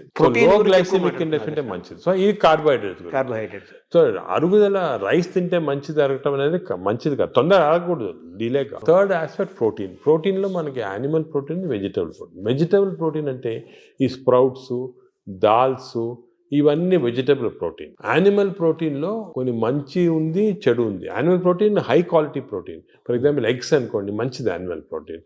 అదేవిధంగా కొంతవరకు ఫిష్ మంచి ప్రోటీన్, అంటే దాంట్లో ఎక్కువ ఫ్యాట్ లేదు. కానీ ఇప్పుడు రెడ్ మీట్ అనుకోండి, దాంట్లో సాచురేటెడ్ ఫ్యాట్ ఎక్కువ, అది మంచిది కాదు. అసలు రెడ్ మీట్ అనేది తినకూడదు అసలు. ఈ రెడ్ మీట్ వల్ల మనకి బాడీ హార్మ్ కాకుండా ఈ బాడీలో క్యాన్సర్స్ రావటము, కోలన్ క్యాన్సర్స్ వెస్టర్న్ కంట్రీలో చాలా ఎక్కువ పాలిప్స్ రెడ్ మీట్ వల్ల. So red meat complete avoid చేస్తేనే బెటర్. సో ఇవి కొన్ని జనరల్ ప్రిన్సిపల్స్ మాట. దీంట్లో స్పెసిఫిక్గా మేము ఈచ్ పేషెంట్కి అడ్వైస్ చేస్తుంటాం. ఎందుకంటే ఇవి ఇంపార్టెన్స్ ఎందుకు వచ్చింది వాటికంటే, మన ప్రపంచంలో 5 బ్లూ జోన్స్ అని ఉన్నాయి. బ్లూ జోన్స్ అంటారు, బ్లూ జోన్స్. ఈ 5 బ్లూ జోన్స్లో ఫర్ ఎగ్జాంపుల్ సార్డినియా అని ఇటలీలో ఉంది, అదేవిధంగా లైమలోండా అని చిన్న అంటే ఒక్కనవా అని జపాన్లో ఉంది. ఈ 5 బ్లూ జోన్స్లో ఏమంటే people are living for very long period. ఈ బ్లూ జోన్స్, అవి బ్లూ జోన్స్ అంటారు. అంటే కొన్ని వరల్డ్లో 5 బ్లూ జోన్స్లో people are living mainly 100 years దాకా. అందరు అక్కడ 100 years బతుకుతారు. లాంగివిటీ ఒకటి, హెల్తీగా ఉన్నారు అందరు. డయాబెటీస్ తక్కువ, హైపర్ టెన్షన్, హార్ట్ డిసీజ్. ఎందుకు అని చాలామంది దీన్ని రీసెర్చ్ చేసి చూస్తే మెయిన్గా వాళ్ళ 2 diet habits, second physical activity. They are all very active physically. 100 years అయినా కూడా వాడు వాక్స్కి వెళ్తుంటారు, ఇది చేస్తారు, గార్డెనింగ్ చేస్తారు, సైకిల్తో కూడా వెళ్ళిపోతారు. మెంటలీ బాగా యాక్టివ్ ఉంటారు. డయట్ వాళ్ళది మెడిటరేనియన్ డయట్ అని ఎక్కువ తింటారు. ఇది మెడిటరేనియన్ అంటే olive oil, nuts, vegetables, fresh fruits, fish. Food and యాక్టివిటీసే మెయిన్. ఫుడ్ ఇటువంటి ఫుడ్ అంటే మన బాడీకి ఎక్కువ స్ట్రెయిన్ లేకుండా మంచి ఫుడ్. ఇవి మేము యాక్చువల్లీ మా దాంట్లో రీసెర్చ్ చేసి ఇటువంటి ఫుడ్ ఆలివ్ ఆయిల్ మనం తినలేము. Then we are converted it Indo Mediterranean diet. మా వెబ్సైట్లో దొరుకుతుంది, మీకు 400 రెసిపీస్ ఉన్నాయి. అంటే మెడిటరేనియన్ దోశ ఎలా చేయాలా, మెడిటరేనియన్ ఇడ్లీ ఎలా ఉంటుంది, వేరేగా ఉంటుంది మన దాంట్లో. మన ఇడ్లీ అనుకోండి రిఫైన్డ్ కార్బోహైడ్రేట్, అది తింటే గ్లూకోజ్ తక్కువ ఇంక్రీజ్ మంచిదిగా. మెడిటరేనియన్ ఇడ్లీ తింటే అలా కాదు, స్లోగా డైజెస్ట్ అయ్యి బాడీకి మంచిది. సో ఏమంటే అంటే మామూలుగా అందరికి ఉన్న నోషన్ ఏంటంటే తొందరగా అడిగేది మంచి ఫుడ్ అని, తర్వాత మన బాడీ చాలా బాగా పనిచేస్తుంది అని ఫీలింగ్ లో ఉంటారు. తప్పు అదే ఐ వాంట్ యూనోటి. అసలు అరుగుదల స్లోగా అరిగేది మంచిది. Body has to work for digestion. బాడీలో స్లోగా గ్లూకోజ్ రావాలా. పేషెంట్స్కే మనకి వి వాంట్ క్విక్ డైజెషన్ ఉంటుంది, మన నార్మల్ పీపుల్కి అది మంచిది కాదు. సార్, ఈ ప్రోటీన్ గురించి మీరు చెప్పారు కదా, ఫిష్, ఎగ్స్ ఇవి చెప్పారు. ఇదంతా వెజిటేరియన్ వాళ్ళకి ఎక్కడ నుంచి? వెజిటేరియన్ వాళ్ళకి ప్రోటీన్స్ చాలా, అసలు వెజిటేరియన్ ప్రోటీన్ మంచి ప్రోటీన్, దాల్, స్ప్రౌట్స్, ఆల్ లెంటిల్స్లో ప్రోటీన్స్ ఉంటాయి. బీన్స్, ఇటువంటి దాంట్లో కూడా పెసర మంచిది. ఇప్పుడు దోశ బదులు పెసరట్టు తినండి, మంచిది. మన పెసరట్టు మంచిది చాలా. మీరు ఒక 2 రోజులు దోశలు, ఇడ్లీలు ఆపేసి పెసరట్టు తినండి, మంచిది చాలా. పెసరట్టు మన ట్రెడిషనల్గా చూడండి, పెసరట్టు కోకోనట్ చట్నీ, సాంబారు, అల్లం పచ్చి ఇవన్నీ మంచి అసలు హెల్తీ. అలా తిన్నాం అనుకోండి మనకి మంచి హెల్త్కి మంచిది. సో ఈ western breakfast toast butter egg అన్న బదులు ఇవి మంచి మాట. అంటే మామూలుగా ఈ ప్రపంచం పెద్దది, ఒక్కొక్క ప్రాంతంలో ఒక రకమైన శీతోష్ణ స్థితిలో అంటే చలి శీతోష్ణ పరిస్థితుల్లో ఒక్కో ప్రాంతానికి ఒక్కో రకంగా ఉంటాయి, జీన్స్ ఒక్కో రకంగా ఉంటాయి. దీన్ని స్టడీ చేసి కొన్ని వందల వేల సంవత్సరాల క్రితమే ఆయా ప్రాంతాలకి ఈ ఆహారం మన వాళ్ళు డిసైడ్ చేశారు. వందల ఏళ్ల నుంచి మనం అవే ఫాలో అవుతున్నాము కదా. ఇప్పుడు ఇది మారడం లేదు. నేను అనేది ఏమంటే మనం ఏ ప్రాంతంలో ఉన్నామంటే ఆ ప్రాంతము భోజనం ఫుడ్స్ అడాప్ట్ చేయడం మంచిది. అవును, మీరు చెప్పాను కదా, ఫర్ ఎగ్జాంపుల్ పెసరట్టు మన దాంట్లో, అలాగా చాలా చిక్కుడుకాయతో చేస్తారు, లాల్తో చేస్తారు, సాంబారు, ఇటువంటివన్నీ హెల్తీ ఫుడ్స్. ఇవి మనము అదే కంటిన్యూ చేయాలి. బట్ ఏమంటే కొత్తగా వెస్టర్నైజ్ ఫుడ్స్, ఇప్పుడు ఇడ్లీ కూడా మనకి వేరే టైప్స్లో చేయొచ్చు. పురాణాలు వేరే మామూలుగా ప్యూర్ ఇడ్లీ వచ్చింది అనుకోండి, కంప్లీట్ డైజెస్టెడ్, అవన్నీ మోడర్న్. ఇది అది ఆవిరికూడు అనేవాళ్ళు, ఆవిరికూడు అనేవాళ్ళము. అలాగే ఇప్పుడు మనము ఆపం తీసుకోండి, ఆపం కూడా బాగా స్టీమ్డ్, అది మంచి ఇది, అది కేరళ వాళ్ళు ఎక్కువ తింటారు, అది తింటారు మన దగ్గర కూడా. సో ఇటువంటివన్నీ ఒరిజినల్ డైట్స్ అని మనం ఫాలో అయ్యి ఈ కొత్త అడిషన్స్ వచ్చాయి చూడండి, అవి మంచిది కాదు. మన ఏ రీజన్లో ఉంటే ఆ ఆహారం తింటాం. కేరళ అనుకోండి, ఆ కేరళ వాళ్ళు తిన్న ఆహారం అది మంచిది, లోకల్గా వాళ్ళకి ఎక్కడ గ్రో అయిన ఆహారం తింటే అది చాలా మంచిది. మన ఈ వెస్టర్నైజ్ డైట్స్ వచ్చి చాలా ఇచ్చేస్తుంది. ఈ వెస్టర్నైజ్ డైట్స్ కూడా మన డైట్స్కి అడాప్ట్ చేసుకోవాలి. అవి తింటే కూడా మనం ప్యూర్ వెస్టర్నైజ్డ్ మెడిటరేనియన్ డైట్ మనం తినలేము. మన దానికి అడాప్ట్ చేసుకొని తింటే మనకి మంచిది. మన దోశలు వాళ్ళు తింటున్నారు, వాళ్ళ బర్గర్లు పిజ్జాలు మనం తింటున్నాం. అదే మిస్టేక్. ఇప్పుడు మామూలుగా నేను విన్నాను, ఎవరో చెప్పగా విన్నాను, ఈ బ్యాక్టీరియా మైక్రోబయోమ్ ఇంపార్టెంట్ అని చెప్పారు కదా మీరు. ఈ క్రమంలో అసలు మన బ్యాక్టీరియా ఆల్మోస్ట్ మనం కోల్పోయి యూరోపియన్ బ్యాక్టీరియా వచ్చేసింది అంటున్నారు మనలోకి. అది కరెక్ట్. అంటే స్లోగా ఈ వెస్టర్నైజేషన్ వల్ల మనకి మంచి బ్యాక్టీరియా ఉంది, అది పోయి బ్యాడ్ బ్యాక్టీరియా వచ్చి ఓవర్టేక్ చేస్తూ ఉంది. సో మనం ఇప్పుడు అగైన్ దీని గురించి కూడా మేము చాలా రీసెర్చ్ చేస్తున్నాము. We are studying bacteria in different people in different places.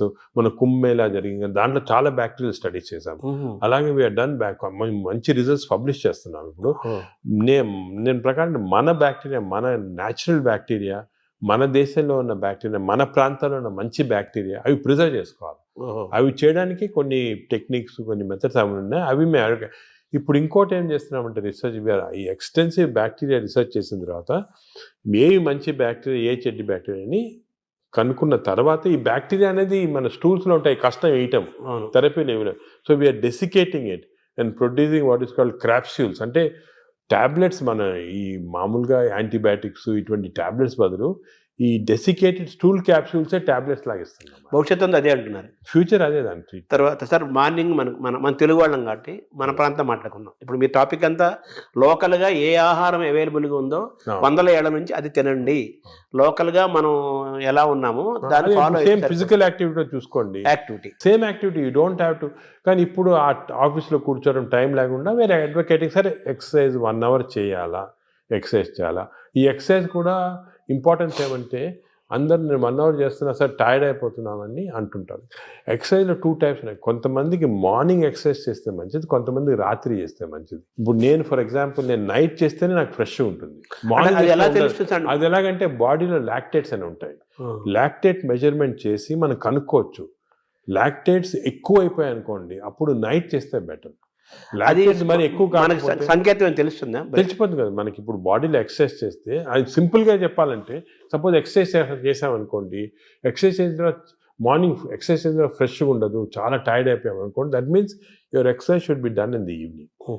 చేసిన తర్వాత ఫ్రెష్గా ఉన్నాం అనుకోండి, you should do in the morning. But సింపుల్గా అది కెమికల్గా కూడా మనం టెస్ట్ చేయొచ్చు. బాడీలో లాక్టేట్స్ తీసుకొని, ఎప్పుడు లాక్టేట్ లెవెల్ చాలా ఎక్కువ అయిపోయింది, ఫర్ ఎగ్జాంపుల్ నాకు పర్సనల్గా చెప్తున్నా కదా, నేను ఎక్సర్సైజ్ ఎవ్రీడే 1.5 hours చేస్తాను విగరస్ ఎక్సర్సైజ్.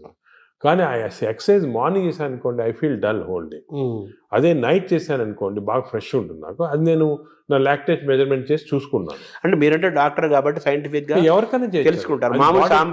మామూలు వాళ్ళు ఎలా మీరు కూడా ఏం లేదు, ఇప్పుడు ఎక్సర్సైజ్ చేసి మీ బ్లడ్ శాంపుల్ లాక్టేట్ లెవెల్ పంపించారనుకోండి, లాక్టేట్ లెవెల్ మరీ ఎక్కువ ఉంటే మీరు నైట్ చేసుకోవటం బెటర్. అంటే మన బాడీ సంకేతం ఇస్తుంది కదా, మైండ్ లో కూడా తెలిసిపోతుంది మనకి ఏది ఎక్సర్సైజ్. మీకు కూడా మార్నింగ్ వాక్ చేశారనుకోండి, కానీ ఇంకోటి ఏమంటే ఎక్సర్సైజ్లో ఏదో లీజర్లీ ఫ్రెండ్స్ మాట్లాడుకుంటా, కాఫీ తాక్కుంటా, ఏదో స్మోక్ చేసుకుంటా వాకింగ్ అది విగ్రెస్గా మినిమం పర్ అవర్ 6 kilometers నడవాలి. Minimum 6 is minimum. అంటే ఐడియల్ 5 kilometers అంటారు కాదు, 6. అదే సెకండ్.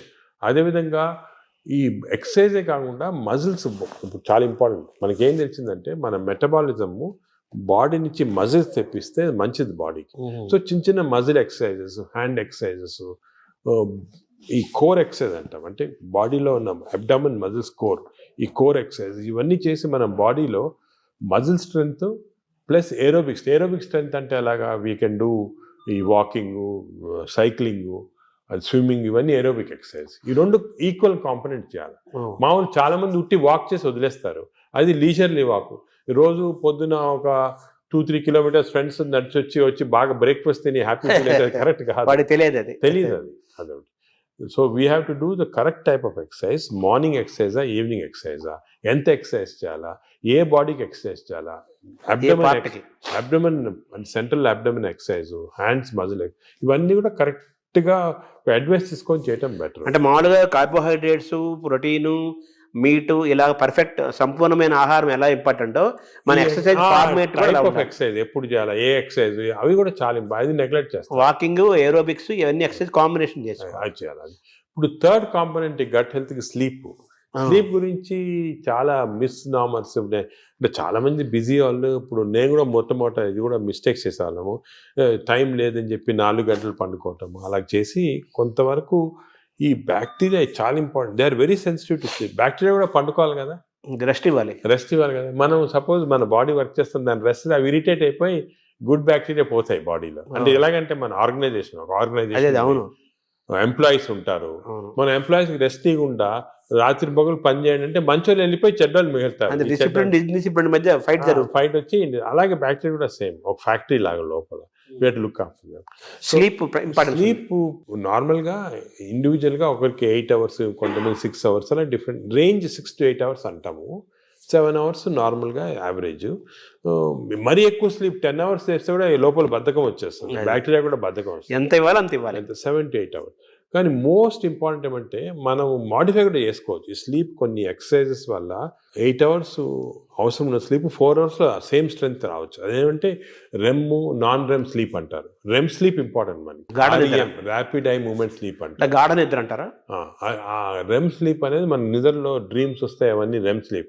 ఈ రెమ్ స్లీప్ మనం if are able to condense to 4 hours we can get. ఇది కూడా ఒక టెక్నిక్, ట్రైనింగ్, అంటే ఇది ఒక సెపరేట్ సబ్జెక్ట్, చాలా టైం పడుతుంది. స్లీప్ హైజీన్ అంటారు కదా, sleep hygiene, sleep training, sleep technique, ఇవన్నీ ఉన్నాయి. ఇవి కరెక్ట్గా మనం చేసుకోవచ్చు. 8 hours 7 hours స్లీప్ని 4 hours చేసుకొని. బట్ అది నార్మల్ వాళ్ళు చేయలేరు. మనం దీనికి ఒక టెక్నిక్, ప్రాక్టీస్. ఫర్ ఎగ్జాంపుల్ నేను I mastered it, I can go for 4 hours and get same amount of energy as 8 hours. కానీ మామూలుగా చేయటం చాలా కష్టం unless you practice that sleep hygiene. అంటే స్లీప్ చేతిలో మనం ఉన్నామా, స్లీప్ మన చేతిలో తెచ్చుకోవచ్చు. స్లీప్ మన చేతి తెచ్చుకోవచ్చు. చాలా వరకు నార్మల్ పబ్లిక్ స్లీప్ చేతిలో ఉన్నారు. సో అప్పుడు ఏం చేయాలి, suppose you don't have this technique and to do this, ఎందుకంటే ఇవన్నీ కూడా కొంత ప్రాక్టీస్ అవ్వాలి. లేదంటే మోస్ట్ ఇంపార్టెంట్ ప్రిన్సిపల్ ఏమంటే మీరు స్లీపింగ్ బిట్వీన్ 10 to 4, అంటే 6 hours ఉందనుకోండి, 10 to 4 చేయండి, లేకపోతే 10 to 6 చేయండి. అంటే 10 o'clock అర్లీ స్లీప్ అని. ఎందుకంటే నేచర్ కూడా ఎలాగంటే మనం ఎప్పుడు ఈ లైట్లు గీట్లు లేనప్పుడు సన్ రైజ్ లేసేవాళ్ళము, సన్ సెట్టింగ్ పండుకున్నాము పల్లెటూరు. సో సన్సెట్ నార్మల్గా 7 o'clock 8 o'clock అవుతుంది. So early sleep. Sun rise పొద్దున early morning 5 o'clock 6 o'clock. So ఆ sun rise sunset timing maintain చేస్తే కొంతవరకు న్యాచురల్ స్లీప్ చాలా హెల్తీ స్లీప్. అంటే బ్యాక్టీరియా కూడా చాలా సంతోషపడతాయి. అండ్ ఎవల్యూషన్ ఇది మిలియన్స్ ఆఫ్ ఇయర్స్ ఎప్పుడు వచ్చింది కాదు, కొన్ని మిలియన్స్ ఆఫ్ ఇయర్స్ ఎవల్యూషన్లో ఇలా తయారయ్యాం మనం. ఇప్పుడు ఈ గత 200-300 సంవత్సరాలుగా ఈ ఎలక్ట్రిసిటీ ఇవన్నీ రావడం జరిగింది. కానీ ఓల్డెన్ డేస్లో మనం చేసేది ఆ ప్యాటర్న్ ఫాలో అవుతుంది. So early bed, early getting up, early to bed and early to rise అంటారు అంటారు కదా, అది సామెత మంచి కరెక్ట్ సామెత. అది మనకి చాలా మంది successful people have done that. ఇప్పుడు మనకి స్లీప్ టెక్నిక్, వర్కింగ్ స్టైల్ మారింది కదా సార్, మనకు మారింది కాబట్టి మనం ఈ కొత్త స్లీప్ ఎక్సర్సైజ్, స్లీప్ టెక్నిక్ చేసి కొంచెం మార్పు చేస్తున్నాం. ఫర్ ఎగ్జాంపుల్ నాలాటోళ్ళు అర్లీ స్లీప్ పాసిబిలిటీ కాకపోతే I can modify this using these techniques and get the same effect. ఇది జనరల్ పబ్లిక్ చేయలేరు కదా. అంటే మెటాబాలిజం యాక్సెప్ట్ చేస్తుందా? అంటే మనం ట్రైన్ చేసుకోవచ్చు. స్లీప్ కూడా ట్రైనింగ్ ఉంది. అంటే మన ఎక్సర్సైజ్ ట్రైనింగ్, ఈటింగ్ ట్రైనింగ్ లాగా స్లీప్ లో కూడా ట్రైనింగ్ ఉంది. మన మైండ్ ట్రైనింగ్ అది ఉంది, కానీ అది జనరల్ పబ్లిక్ చేయడం కష్టం. కానీ జనరల్ పబ్లిక్ దానికి మేము అడ్వైస్ చేస్తామంటే స్లీప్ అర్లీ, గెటప్ అర్లీ, ఆ టెక్నిక్ మరి. అప్పుడు దాని అదేవిధంగా ఈటింగ్ కూడా దానికే మేము ఇప్పుడు చాలా దీంట్లో కూడా చాలా అర్లీగా మీ లాస్ట్ డిన్నర్ 7 o'clock తర్వాత తినకూడదు. లాస్ట్ ఫుడ్ బి 7 o'clock, 7 గంటల తర్వాత ఆఫ్టర్ సన్సెట్ తినకూడదు. అంతే సన్సెట్ అంటే 7 మనం టైం పెట్టుకుంటే కొంచెం సన్సెట్ లేట్ కావచ్చు. అది ఇంకోటి ఏమంటే మన ఇండియాలో టైం జోన్స్ చాలా వేరీ ఉంటాయి. ఇప్పుడు అస్సాంలో ఉన్న టైము, బాంబేలో టైం సేమ్, కానీ యాక్చువల్లీ కరెక్ట్ కాదు నేచర్ ప్రకారం. మనము 7 o'clock అని పెట్టామనుకోండి, అది ఈజీగా అర్థమవుతుంది. సో మామూలుగా మన బ్రేక్ఫాస్ట్ హెవీగా ఉండాలా, లంచ్ కొంచెం మోడరేట్గా ఉండాలా, డిన్నర్ చాలా లైట్గా ఉండాలా before 7 o'clock. Simple principles. Overall గా మన గట్ హెల్త్ అనేది మొత్తం present future everything gut health కాబట్టి ఈ గట్ హెల్త్ మెయింటైన్ చేయాలంటే ఫుడ్, యాక్టివిటీస్ అండ్ స్లీప్ ఇవి కరెక్ట్ అని నార్మల్గా చెప్తుంటారు అందరు, ఫుడ్, యాక్టివిటీస్ అయిపోయినా. అది కానీ దీంట్లో చాలా సైన్స్ వచ్చింది, మనం డిస్కస్ చేసాం కదా, దీనిలో చాలా నాలెడ్జ్ వచ్చింది, చాలా ఉంది. మనం ఒకప్పుడు ఈ sleep pattern, sleep hygiene, sleep ఎలా కంట్రోల్ అవన్నీ తర్వాత ఒక డిస్కషన్ పెట్టుకుంటాము. కానీ ఈచ్ ఏరియాలో ఫుడ్ లో ఇంత నాలెడ్జ్ ఉంది, ఎక్సర్సైజ్ లో ఈ టైప్ ఆఫ్ ఎక్సర్సైజ్ అందరికి తెలియదు. అందరంటే నిన్ను చాలా మంది పేషెంట్స్ ని చేస్తున్నారు ఎక్సర్సైజ్. మా పొద్దున్న పూట మేము ఫ్రెండ్స్ అందరం వాకింగ్ చేస్తాం సార్, 2-3 కిలోమీటర్లు కబుర్లు చెప్పుకొని, సెల్ ఫోన్ మాట్లాడుకుంటాం. అంటే మాట్లాడుకోవచ్చు, కబుర్లు చెప్పుకోవచ్చు, కానీ బ్రిస్క్ వాక్ 6 km/h అనేది కాన్సెప్ట్. అదే విధంగా మజిల్ బిల్డింగ్, మీకు కోర్ మజిల్స్, అన్ని షోల్డర్ మజిల్స్, ఇవన్నీ కూడా కొంతవరకు బిల్డ్ చేయాలి. అది సబ్ టెక్స్ట్ అంటారు చూడండి, సబ్ టెక్స్ట్ అనేది ఉంది. ఓవరాల్ గా హెడ్డింగ్ అనేది సబ్ టెక్స్ట్. అది సో పీపుల్ కొంచెము వాళ్ళు అవేర్నెస్ తెచ్చుకొని దీని గురించి ఇంట్రెస్ట్ తీసుకొని దీనికి ఒక మంచి ఓన్ యువర్ ఓన్ బాడీ అంటాం మనం. మా రీసెంట్గా మా డాక్టర్ మంచి డాక్టర్ సరీన్ గారు అని ఢిల్లీలో బుక్ రాశారు, ఓన్ యువర్ ఓన్ బాడీ. అంటే మన బాడీకి వీఆర్ రెస్పాన్సిబుల్. అంతే కదా, వేరే మీ డాక్టర్ బాగా చేస్తారు, లేకపోతే మా హెల్త్ బాడీ మంది కదా, అవన్నీ కరెక్ట్ కాదు. మన బాడీ మనం ఓన్ చేయాలి. ఇప్పుడు మనకి ఏదైనా ప్రెషియస్ వస్తువు ఉందనుకోండి ఇంట్లోనే, మనం ఎంత జాగ్రత్త చూసుకుంటాం దాన్ని, మనం బాడీని అంత జాగ్రత్త చూసుకోవటం లేదు. అది ఇన్నర్ ఇంజనీరింగ్ అంటారు కదా, మనలోకి మనం లోపలికి చూసుకుంటూ మనల్ని గమనించుకుంటూ మన శరీరాన్ని మనం ఓన్ చేసుకుంటూ మన హెల్త్ ని మనం డ్రైవ్ చేసి సింపుల్ ప్రిన్సిపల్స్ ఫాలో అయితే అంతే చాలా వరకు మనం బాడీ, మనం లైఫ్ స్పాన్ పెంచుకోవచ్చు హెల్తీగా. అంటే ఇంకోటి, ఇప్పుడు it is not question of life span, ఆ వర్డ్ తీస్తాం మన డిక్షనరీ. హెల్త్ స్పాన్ అంటే మనం ఎన్ని రోజులు బాగా జీవించవచ్చు. నార్మల్గా ఈ యానిమల్స్ అన్ని కూడా ఒక లైఫ్ స్పాన్ ఉంటుంది కదా, ఒక్కొక్క ఏజ్ ఉంటుంది. Human beings actually 120 years normal. అవును, బట్ 120 years ఎంతమంది చాలా తక్కువ మంది. ఎందుకంటే ఇవన్నీ ఈ ప్రాబ్లమ్స్ వల్ల మనకి we don't want 120 years life span, ఏదో కర్రలు పట్టుకొని నడవలేక.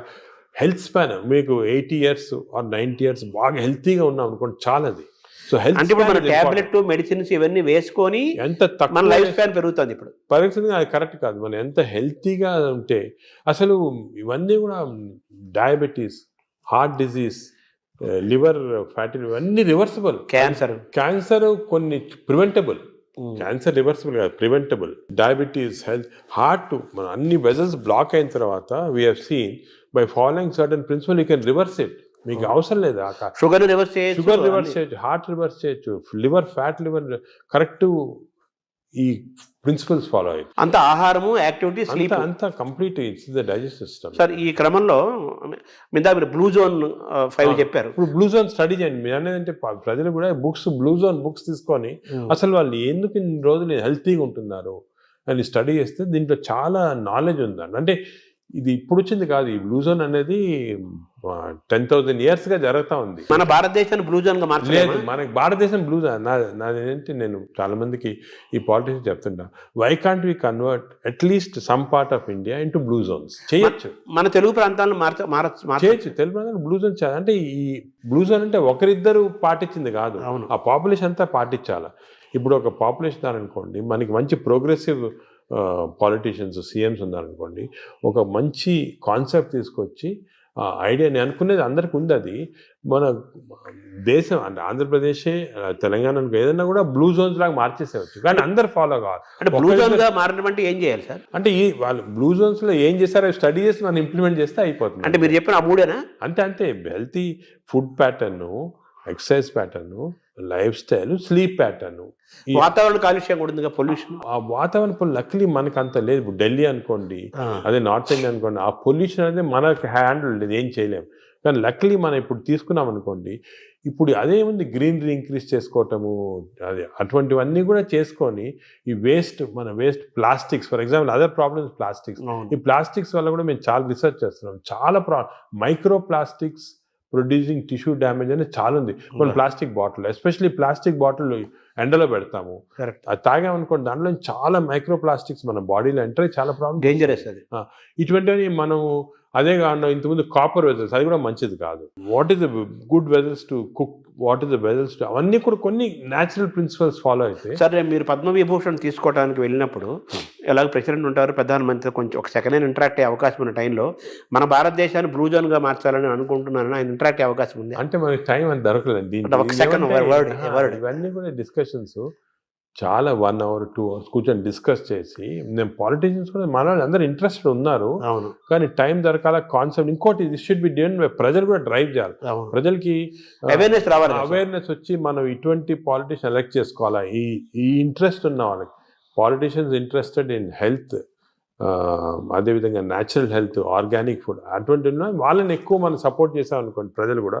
అంటే ప్రజలు, ప్రభుత్వాలు, డాక్టర్స్ అందరూ కలిసి ప్రయాణం చేయాలి. ఇట్స్ ఏ కంబైన్డ్ PPP అంటారు, మోడ్ అంటారు చూడండి, అవును, పబ్లిక్ ప్రైవేట్, ఆ మోడ్ లో రావాలి అందరు వచ్చి. ఎందుకంటే అల్టిమేట్లీ మనకి లైఫ్ లో ఇంపార్టెన్స్ హెల్త్, అంతే కదా. అదేవిధంగా మనకి హ్యాపీనెస్ అవన్నీ ఉండాలంటే health is the most important. Ultimately health is the bottom line. అంతే, ఎంత రిచ్ ఉండి, ఎంత ఇండస్ట్రియలైజ్ అయ్యి, ఎంత సిటీ, ఎంత పెద్ద పెద్ద సిటీస్ డెవలప్ అయినా కూడా హెల్త్ లేకపోతే అంతే కదా. చాలా మంది కోటీశ్వరులను చూస్తున్నాము, పెద్ద పెద్ద పదవుల్లో ఉంటారు, వాళ్ళు తినలేరు, తాగలేరు, నిద్రపోలేరు, ఎంజాయ్ చేయలేరు. I'm seeing so many rich patients, అవును, చాలా పెద్ద పొజిషన్ లో ఉన్నారు, చాలా వాళ్ళ ఫీల్డ్స్ లో చాలా ఫేమస్. సింపుల్ హెల్త్ ఫాలో కాకుండా they have damage their body. వాళ్ళు ఇప్పుడు ఫీల్ అవుతుంటారా, ఈ నాలెడ్జ్ మనకు ఉంటే 10 సంవత్సరాల క్రితం ఇలా ఉండేది కాదు. కానీ ఇప్పుడు నౌ నాలెడ్జ్ ఇస్ దేర్ కాబట్టి, మీరు ప్రెస్ కానీ, ఎలక్ట్రానిక్ మీడియా కానీ, డిజిటల్ మీడియా కానీ, పొలిటికల్గా కానీ, అన్నీ అందరం కలిసి, మా డాక్టర్స్ అందరం కలిసి, this knowledge we have to give to general public. This knowledge is gold. This time వాళ్ళు కూడా, నేను అనేది అంటే, మనం ఈ ఒక్క సెషన్లో గంట సేపులో అన్ని చెప్పలేము. వాళ్ళు కూడా they should go in to the depth and read books about it, read papers about it, social మీడియాకి కరెక్ట్. అంటే మీరు చెప్పినట్టు ఏదేదో అన్నీ వస్తుంటాయి సోషల్ మీడియా, అలా ఫాలో కాకుండా కరెక్ట్గా people have done research, scientist ఉన్నారు దీంట్లో, డాక్టర్స్ ఉన్నారు రెప్యూటెడ్, ఇటువంటి వాళ్ళ దగ్గర నుంచి ఇన్ఫర్మేషన్ తీసుకొని జనరల్ పబ్లిక్ కానీ, జనరల్గా ఇది మనము ప్యాటర్న్స్ అడాప్ట్ చేస్తే డెఫినెట్గా overall health of the country. Sir, ఇందాక మీరు మాట్లాడుతూ స్టూల్ గురించి మాట్లాడారు సార్. భవిష్యత్ అంతా స్టూల్ టెస్ట్లు జరుగుతాయని, బ్లడ్ బ్యాంకు లాగా స్టూల్ బ్యాంకులు వస్తాయని. మంచి హెల్తీ పీపుల్ని స్టూల్ తీసుకుంటే that stool is different from unhealthy person. ఇప్పుడు ఇంతకుముందు నోబెల్ ప్రైజ్ విన్నర్స్ కి బ్రెయిన్ స్టడీ చేస్తారు, ఎందుకు వచ్చిందో. ఇప్పుడు స్టూల్ స్టడీ చేస్తున్నారు, తన స్టూల్లో ఏముంది ఇంత ఇంటెలిజెంట్ అయ్యారని. సో మనం ఇవన్నీ బ్యాంకింగ్ చేయొచ్చు. స్టూల్స్ చేసి, నేను చెప్పా కదా, ఒక స్టూల్ పౌడర్ లాగా చేసి డెసికేటెడ్ స్టూల్ ని మనం క్యాప్సూల్స్ లాగా ఇవ్వచ్చు. The future treatment is going to be that. Stool banks, stool desiccated stool capsules, ఇవి దీంతో ట్రీట్మెంట్ స్టార్ట్ చేస్తాం. స్టూల్ అనేది రేపు చాలా అత్యంత విలువైన, ఖరీదైన వస్తువు అవుతున్నట్టు కదా. గోల్డ్ అంటారు, న్యూ గోల్డ్. ఇంతకుముందు ఆయిల్ అంటే గోల్డ్ అనేవాళ్ళు, ఇప్పుడు స్టూల్ ఈజ్ బికమింగ్ గోల్డ్ అన్నమాట. అంటే మైక్రోబయామ్స్ అంటారు. ఈ మైక్రోబయామ్ నాలెడ్జ్ ఇప్పుడు ఈవెన్ యానిమల్స్, ఇప్పుడు కొన్ని ఫారెస్ట్లో కలెక్ట్ చేస్తున్నారు, ఆఫ్రికన్ ఫారెస్ట్ అంతా, ఎలిఫెంట్ స్టూల్ ఎలా ఎందుకు డిఫరెంట్ ఉంది వీళ్ళది. So what are the character, what gives strength to the elephant, what is there in this. ఇందులో నుంచి మనం IBSకి వద్దాం సార్. ఈ ఐబిఎస్ గురించి కూడా చాలా చర్చ జరుగుతుంది. అవును. ఆ బౌల్ సిండ్రోమ్, ఇరిటబుల్ బౌల్ అంటారు కదా, బౌల్ సిండ్రోమ్, అది కూడా మనకు చాలా ఇంపార్టెంట్. చాలా మంది, కోట్లాది మంది ఫేస్ చేస్తున్న ఇష్యూస్ అవి. మీరు అన్నట్టు IBS 30% of normal population IBS ఉంది. ఐబిఎస్ అంటే ఏమి? ఐబిఎస్ అంటే symptoms because of gut changes. అంటే డైరియా రావచ్చు, కాన్స్టిపేషన్ రావచ్చు, పెయిన్ రావచ్చు, ఈ కాంబినేషన్ రావచ్చు. అంటే కడుపు ఉబ్బరము, అరక్కపోవడము, బ్లోటింగ్, డిస్టెన్షన్, ఇది అది అగైన్ కనెక్టెడ్ టు మైక్రోబయామ్. ఈ ఇరిటబుల్ బౌల్ సిండ్రోమ్ అనేది అగైన్ చెడ్డ అలవాట్ల వల్ల, నువ్వు ఎక్కువ డ్రింక్స్ వల్ల, స్మోకింగ్ వల్ల, ఎక్సర్సైజ్ లేకుండా ఉండటం వల్ల, ఇవన్నీ కూడా. ఇప్పుడు రీసెంట్గా మన రీసెర్చ్ ఏమంటే ఈ కెమికల్స్, ఇంటెస్టైన్స్లో కెమికల్స్ చాలా ఉన్నాయని చెప్పే కదా, సెరోటోనిన్, డోపమైన్. ఈ కెమికల్ ఇంబ్యాలెన్స్ వల్ల ఇంటెస్టైన్లో కూడా ఐబిఎస్ వస్తుంది. ప్లాస్టిక్ దాని రోల్ కూడా ఉంది కదా. ప్లాస్టిక్స్ చాలా పెద్ద రోల్ ఉంది. Micro plastics are very danger. ఇది కూడా మన government has to take very serious. Plastics ban చేయటము, అదే కూడా విధంగా ఏ ఏరియాలో ఇప్పుడు ఈ ప్లాస్టిక్స్ అనేది పెద్ద ఇండస్ట్రీ. దీన్ని చేంజ్ చేయాలంటే చాలా డిఫికల్ట్. మనం ఫర్ ఎగ్జాంపుల్ ఈ ఫిష్లో చూసాం కదా, మేము కొన్ని ఫిషింగ్స్, ఈ కోస్టల్ ఏరియాస్ ఫిష్లో చాలా ప్లాస్టిక్స్ వాళ్ళు తినేస్తున్నారు. ప్లాస్టిక్స్ అంటే సీలో కానీ రివర్లో కానీ మనలో వేస్తారు. అవి తిని even not drinking plastics, even eating plastics containing food ఇండైరెక్ట్గా, మీట్, ఫిష్, దాంట్లో కూడా మిల్క్లో వెళ్ళిపోతున్నారు plastic. So good cholesterol, bad cholesterol అంటారు కదా. అవునవును. మామూలుగా మీరు ఇందా చెప్పారు గుడ్ బ్యాక్టీరియా, బ్యాడ్ బ్యాక్టీరియా. ఈ గుడ్ కొలెస్ట్రాల్ని పెంచుకోవటం, బ్యాడ్ కొలెస్ట్రాల్ని పోగొట్టుకోవటం కూడా మనకి ఈ బ్యాక్టీరియా దీనికి మైక్రోబయోమ్ లింక్ అయి ఉంటుంది. లింక్ ఉంది. ఎందుకంటే ఇప్పుడు గుడ్ కొలెస్ట్రాల్ అంటే ఏమి అగే ఇది కూడా పోలీస్ మ్యాన్ లాగా. కొలెస్ట్రాల్ బాడీలో రొటేట్ అవుతుంది కదా. ఆల్ ద ఎల్డిఎల్ కొలెస్ట్రాల్ అంటాం. These are all bad people, terrorist, వీళ్ళందరూ they are bad people. HDL cholesterol అనేది పోలీస్ పీపుల్. ఈ హెచ్డిఎల్ కొలెస్ట్రాల్ కాన్స్టెంట్లీ బాడీలో తిరుగుతూ ఉంటుంది. ఎక్కడెక్కడ ఈ బ్యాడ్ కొలెస్ట్రాల్, బ్యాడ్ పీపుల్ ఉంటే తీసేస్తూ ఉంటుంది అన్నమాట. సో హెచ్డిఎల్ కొలెస్ట్రాల్ ఎక్కువ చేసుకోవాలి మనం. అంటే గుడ్ కాప్స్ని ఎక్కువ చేసుకోవాలి, గుడ్ పోలీస్ వాళ్ళని ఎక్కువ చేసుకోవాలి. అది ఫుడ్ హ్యాబిట్స్, ఎక్సర్సైజ్, కొన్ని పర్టికులర్ టైప్స్ ఆఫ్ ఫుడ్లో కూడా హెచ్డిఎల్ కొలెస్ట్రాల్ ఇంక్రీజ్ అవుతుంది. ఇవి చేసి అవి హెచ్డిఎల్ కొలెస్ట్రాల్ నార్మల్గా 40 లిమిట్, 40 కన్నా తక్కువ ఉంటే మంచిది కాదు. మీరు బ్లడ్ ల్యాబ్లో చెక్ చేసుకోవచ్చు. మీ హెచ్డిఎల్ కొలెస్ట్రాల్ 40 కన్నా తక్కువ ఉంటే మంచిది కాదు, అది ఇంక్రీజ్ చేయాలి. అబోవ్ 60 ఉంటే మంచిది, అంటే ఎక్కువ పోలీస్ వాళ్ళు ఉన్నారు మీ బాడీలో. ఈ ఎల్డిఎల్ కొలెస్ట్రాల్ 100 కన్నా ఎక్కువ ఉండకూడదు, మంచిది కాదు. 100 కన్నా తక్కువ ఉంటే 70, ఇప్పుడు మేము న్యూ లిమిట్ 70 పెట్టాం. ఎల్డిఎల్ కొలెస్ట్రాల్ 70 కన్నా తక్కువ ఉండి హెచ్డిఎల్ కొలెస్ట్రాల్ 60 కన్నా ఎక్కువ ఉంటే అంటే మంచి కాప్స్ ఉన్నాయి బాడీలో, ఈ టెర్రరిస్ట్ని, థీవ్స్ అని తీసేస్తున్నాయి అన్నమాట. సో అది ఏం చేయాలి? 60 HDL, less than 100 or less than 70 LDL cholesterol. Sir, ఈ క్రమంలో మీరు బాగా అవేర్నెస్ తీసుకొచ్చిన టాపిక్స్లో ఫ్యాటీ లివర్ ఒకటి తీసుకొస్తున్నారు కదా సార్. ఆ ఫ్యాటీ లివర్ పెరుగుతుంది కదా ఇప్పుడు చాలా. ఇది ఎపిడమిక్ అండి ఫ్యాటీ లివర్. నేను I'm very worried about it. ఎందుకంటే మేము స్టడీ చేస్తున్నాం పాపులేషన్స్ 30-40%లో మన ఇండియాలో ఈ ఫ్యాటీ లివర్ ఇండియాలో ఎందుకు ఎక్కువ ఉన్నాయంటే మన జీన్స్లో కొన్ని ఫాల్ట్ ఉంది. ఇండియన్ జీన్స్, మిడిల్ ఈస్టర్న్ జీన్స్లో కొంచెం ఫాల్ట్ వల్ల ఫ్యాటీ లివర్ ఈజీగా వస్తుంది. పొట్టలు వస్తుంటాయి. స్కాన్ చేసుకుంటే ఫ్యాటీ లివర్ కనపడుతుంది. ఈ లివర్ కూడా గట్ తర్వాత second most important organ is liver. ఈ liver is controlling heart. Fatty liver ఉన్న వాళ్ళు ఫ్యాటీ లివర్తో చనిపోరు. ఫ్యాటీ లివర్ ఉన్న వాళ్ళు హార్ట్ డిజీజ్తో చనిపోతారు, బ్రెయిన్ డిజీజ్ అంటారు. ఈ ఫ్యాటీ లివర్ కరెక్ట్ చేస్తే వాళ్ళు హార్ట్ కరెక్ట్ పోయి బ్రెయిన్ కరెక్ట్. ఫ్యాటీ లివర్ ఎలా కరెక్ట్ చేసుకోవాలి? ఫ్యాటీ లివర్ కూడా అగైన్ ఈ అన్ని ఎక్సర్సైజెస్ ఇవన్నీ కాకుండా మనకి కొత్త టెక్నాలజీ, కొత్త మెడికేషన్స్ అన్నీ వస్తున్నాయి ఫ్యాటీ లివర్ కరెక్షన్కి. ఫ్యాటీ లివర్కి మైక్రోబయామ్కి చాలా సంబంధం ఉంది. ఫ్యాటీ లివర్కి ఇంటెస్టైన్స్కి చాలా సంబంధం ఉంది. నవ్ వీఆర్ డూయింగ్ కొత్త రీసెర్చ్ ఏమంటే ఈ ఇంటెస్టైన్ డియోడనల్ మ్యూకోజాని మేము మార్పుడు చేస్తున్నాం ఎలక్ట్రోపోరేషన్ అనే టెక్నిక్ తోటి. అంటే చేంజ్ చేసేవచ్చు. చేంజ్ చేస్తే దాంట్లో ఫ్యాటీ లివర్ తగ్గిపోతా ఉంది అక్కడ. అంటే ఫ్యాటీ లివర్ నేను చేయటం లేదు, చిన్న ప్రేగుల్లో డియోడనంలో ఎలక్ట్రోపోరేషన్ చేసి ఆ మ్యూకోజాని చేంజ్ చేస్తే ఫ్యాటీ లివర్ నార్మల్ అయిపోతాం. ఇంకా కొంచెం చాలా రీసెర్చ్ జరుగుతుంది. అది విచిత్రం. We're going to come with a new device with which we can change the duodenal mucosa. దీన్ని డియోడినల్ మ్యూకోజల్ రీసర్ఫేసింగ్ అంటారు. అది చేస్తే లివర్లో ఫ్యాట్ పోతాం. తర్వాత ఇప్పుడు ఈ క్యాన్సర్ పెరుగుతోంది, దాని మీద కూడా మీరు రీసెర్చ్ చేస్తున్నారు. అలాగే షుగర్ను కూడా మనం రివర్స్ చేయొచ్చు అని కూడా దాని రీసెర్చ్ చేస్తున్నారు. వేరే సబ్జెక్ట్ లేదు, వేరే దాని. ఇప్పుడు మనం చేస్తున్న ప్రధానమైన రీసెర్చ్ ఏంటి సార్ ప్రస్తుతం? అంటే ఇవన్నీ ఏరియాలో మేము మామూలుగా మెటబాలిక్ హెల్త్ పైన చేస్తున్నాం ఎక్కువ. మెటబాలిక్ హెల్త్ అంటే ఇవన్నీ fatty liver, obesity, diabetes, heart disease, sugar, BP, ఇవన్నీ కూడా కొలెస్ట్రాల్ అన్నీ మెటబాలిక్ హెల్త్ కింద వస్తుంది. దీనిపైన చాలా రీసెర్చ్, అంటే నేను చెప్పినట్టు ఒక రోజు మాట్లాడుకోవచ్చు మన రీసెర్చ్ అంతుంది. గురించి. మేమేం చేస్తున్నామంటే మా యానిమల్ ల్యాబ్, మాదే పెద్ద యానిమల్ ల్యాబ్ ఉంది. యానిమల్ ల్యాబ్లో రీసెర్చ్ చేసి హౌ టు ట్రాన్స్లేషనల్ రీసెర్చ్ అంటారు. We have India's largest translational research centre. ఇంకోటి ఏం చేసామంటే మేము నాట్ ఓన్లీ ఇక్కడ డాక్టర్స్ కాకుండా ఐఐటీలో ఉన్న ఇంజనీర్స్ని, అలా IIITలో ఉన్న ఆర్టిఫిషియల్ ఇంటెలిజెన్స్ ఇంజనీర్స్ని, అదేవిధంగా హైదరాబాద్ యూనివర్సిటీలో ఉన్న మైక్రోబయాలజిస్టులు అందరూ కూడా తీసుకొచ్చే కన్సోర్షియం లాగా చేసి we are doing extensive research in this area. Because మేము చేసే రీసెర్చ్ ఇప్పుడు రేపు మీకు రాకపోయినా ఒక 4-5 yearsలో చాలా చేంజెస్ వస్తాయి. 4-5 years అంత తొందరగా వచ్చేస్తే I'm aiming in 5 years time you should change this whole concept in metabolic health. ఈ రీసెర్చ్ వల్ల మన దేశంలోనే కొత్త ప్రోడక్ట్స్, కొత్త టెక్నిక్స్, కొత్త టెక్నాలజీ, కొత్త హెల్త్ సబ్స్టెన్సెస్, మేము చెప్పాం కొంచెం డెసికేటెడ్ స్టూల్ క్రాఫ్ట్స్, ఇటువంటివన్నీ కూడా తీసుకొచ్చేస్తాం. ఐఎమ్ కాన్ఫిడెంట్ 5 yearsలో. ఇంకోటి ఏమంటే we're also trying to form a big consortium with other hospitals in the country. ఇప్పుడు ఆల్ ఇండియా ఇన్స్టిట్యూట్ ఉంది, మెడికల్ సైన్సెస్ ఢిల్లీలో, అదేవిధంగా PGI చండీగఢ్లో ఉంది. ఇవన్నీ కూడా అందరం కూడా షుడ్ కమ్ టుగెదర్. ఇప్పుడు this is the lesson we're learn from western country. యుఎస్లో అనుకోండి, మేయో క్లినిక్, క్లీవ్లాండ్ క్లినిక్, ఇవన్నీ కూడా కలిపి చేసి ఫాస్ట్గా వచ్చేస్తాయి రిజల్ట్. ఒకరొకరు చేయాలంటే 10-15 సంవత్సరాలు పడుతుంది. ఇందాక మీరు ఒక మాట అన్నారు కదా సార్, ఈ జీన్స్ గురించి అన్నారు. మన జీన్స్ వల్లనే మనకి ఈ ఫ్యాటీ లివర్ పెరుగుతుంది, పొట్టలు అన్ని స్టడీ చేసి పెరుగుతుంది అంటున్నారు. మన ఇండియన్స్లో రివర్స్ చేయలేమా మనం జీన్స్ రివర్స్ చేయలేం, కానీ జీన్స్ని PNPLR అని కొన్ని జీన్స్ ఉన్నాయి మన ఫ్యాటీ లివర్ వచ్చి, దాన్ని జీన్స్ని మార్పిడి చేయొచ్చు. కానీ అది చాలా జెనెటిక్ ఇంజనీరింగ్ అని చాలా వేరే డిఫరెంట్ సబ్జెక్ట్. కానీ ఎపిజెనెటిక్స్ అని వచ్చింది. అవునవును. ఈ ఎపిజెనెటిక్స్ టెక్నిక్స్లో ఈ జీన్స్ని బ్లాక్ చేశారు. చెడ్డ జీన్స్ని మనం బ్లాక్ చేయొచ్చు.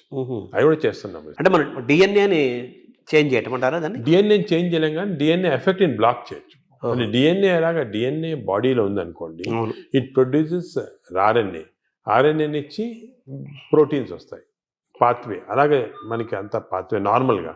సో మనం చెడ్డు డిఎన్ఏ ఉన్నా కూడా అది చెడ్డ ఆర్ఎన్ఏ కాకుండా బ్లాక్ చేయొచ్చు. సార్, ఈ క్రమంలో ఈ బ్యాక్టీరియా మేనేజ్మెంట్లో మనకు యోగా, సూర్య నమస్కారాలు, ధ్యానము, స్పిరిచువల్ థింకింగ్, కళలు ఇవన్నీ ఉన్నాయి కదా. అంటే స్పిరిచువల్ థింకింగ్ అంటే మెడిటేషన్ టైప్, బ్రెయిన్ అంటే management of brain management, various meditation అటువంటి చేయొచ్చు. అదేవిధంగా యోగా కూడా కొంతవరకు ఇట్ ఈస్ బెనిఫిషియల్ అని చాలా రీసెర్చ్ జరిగింది ఇంట్లో. ఇవన్నీ ఎలాగంటే వీఆర్ మాడ్యులేటింగ్ అవర్ బ్రెయిన్లో ఉన్న కెమికల్స్ మాడ్యులేట్ చేస్తున్నాం. దాంతోపాటు గట్ బ్యాక్టీరియా ఇవన్నీ ఇప్పుడు యోగాలో చూసాము, అది కూడా రీసెర్చ్ చేస్తున్నాము. యోగా కన్సిస్టెంట్గా చేస్తే బ్యాక్టీరియా చేంజ్ అయిపోతుంది. అవునా? So all these things are ఇంటర్కనెక్టెడ్.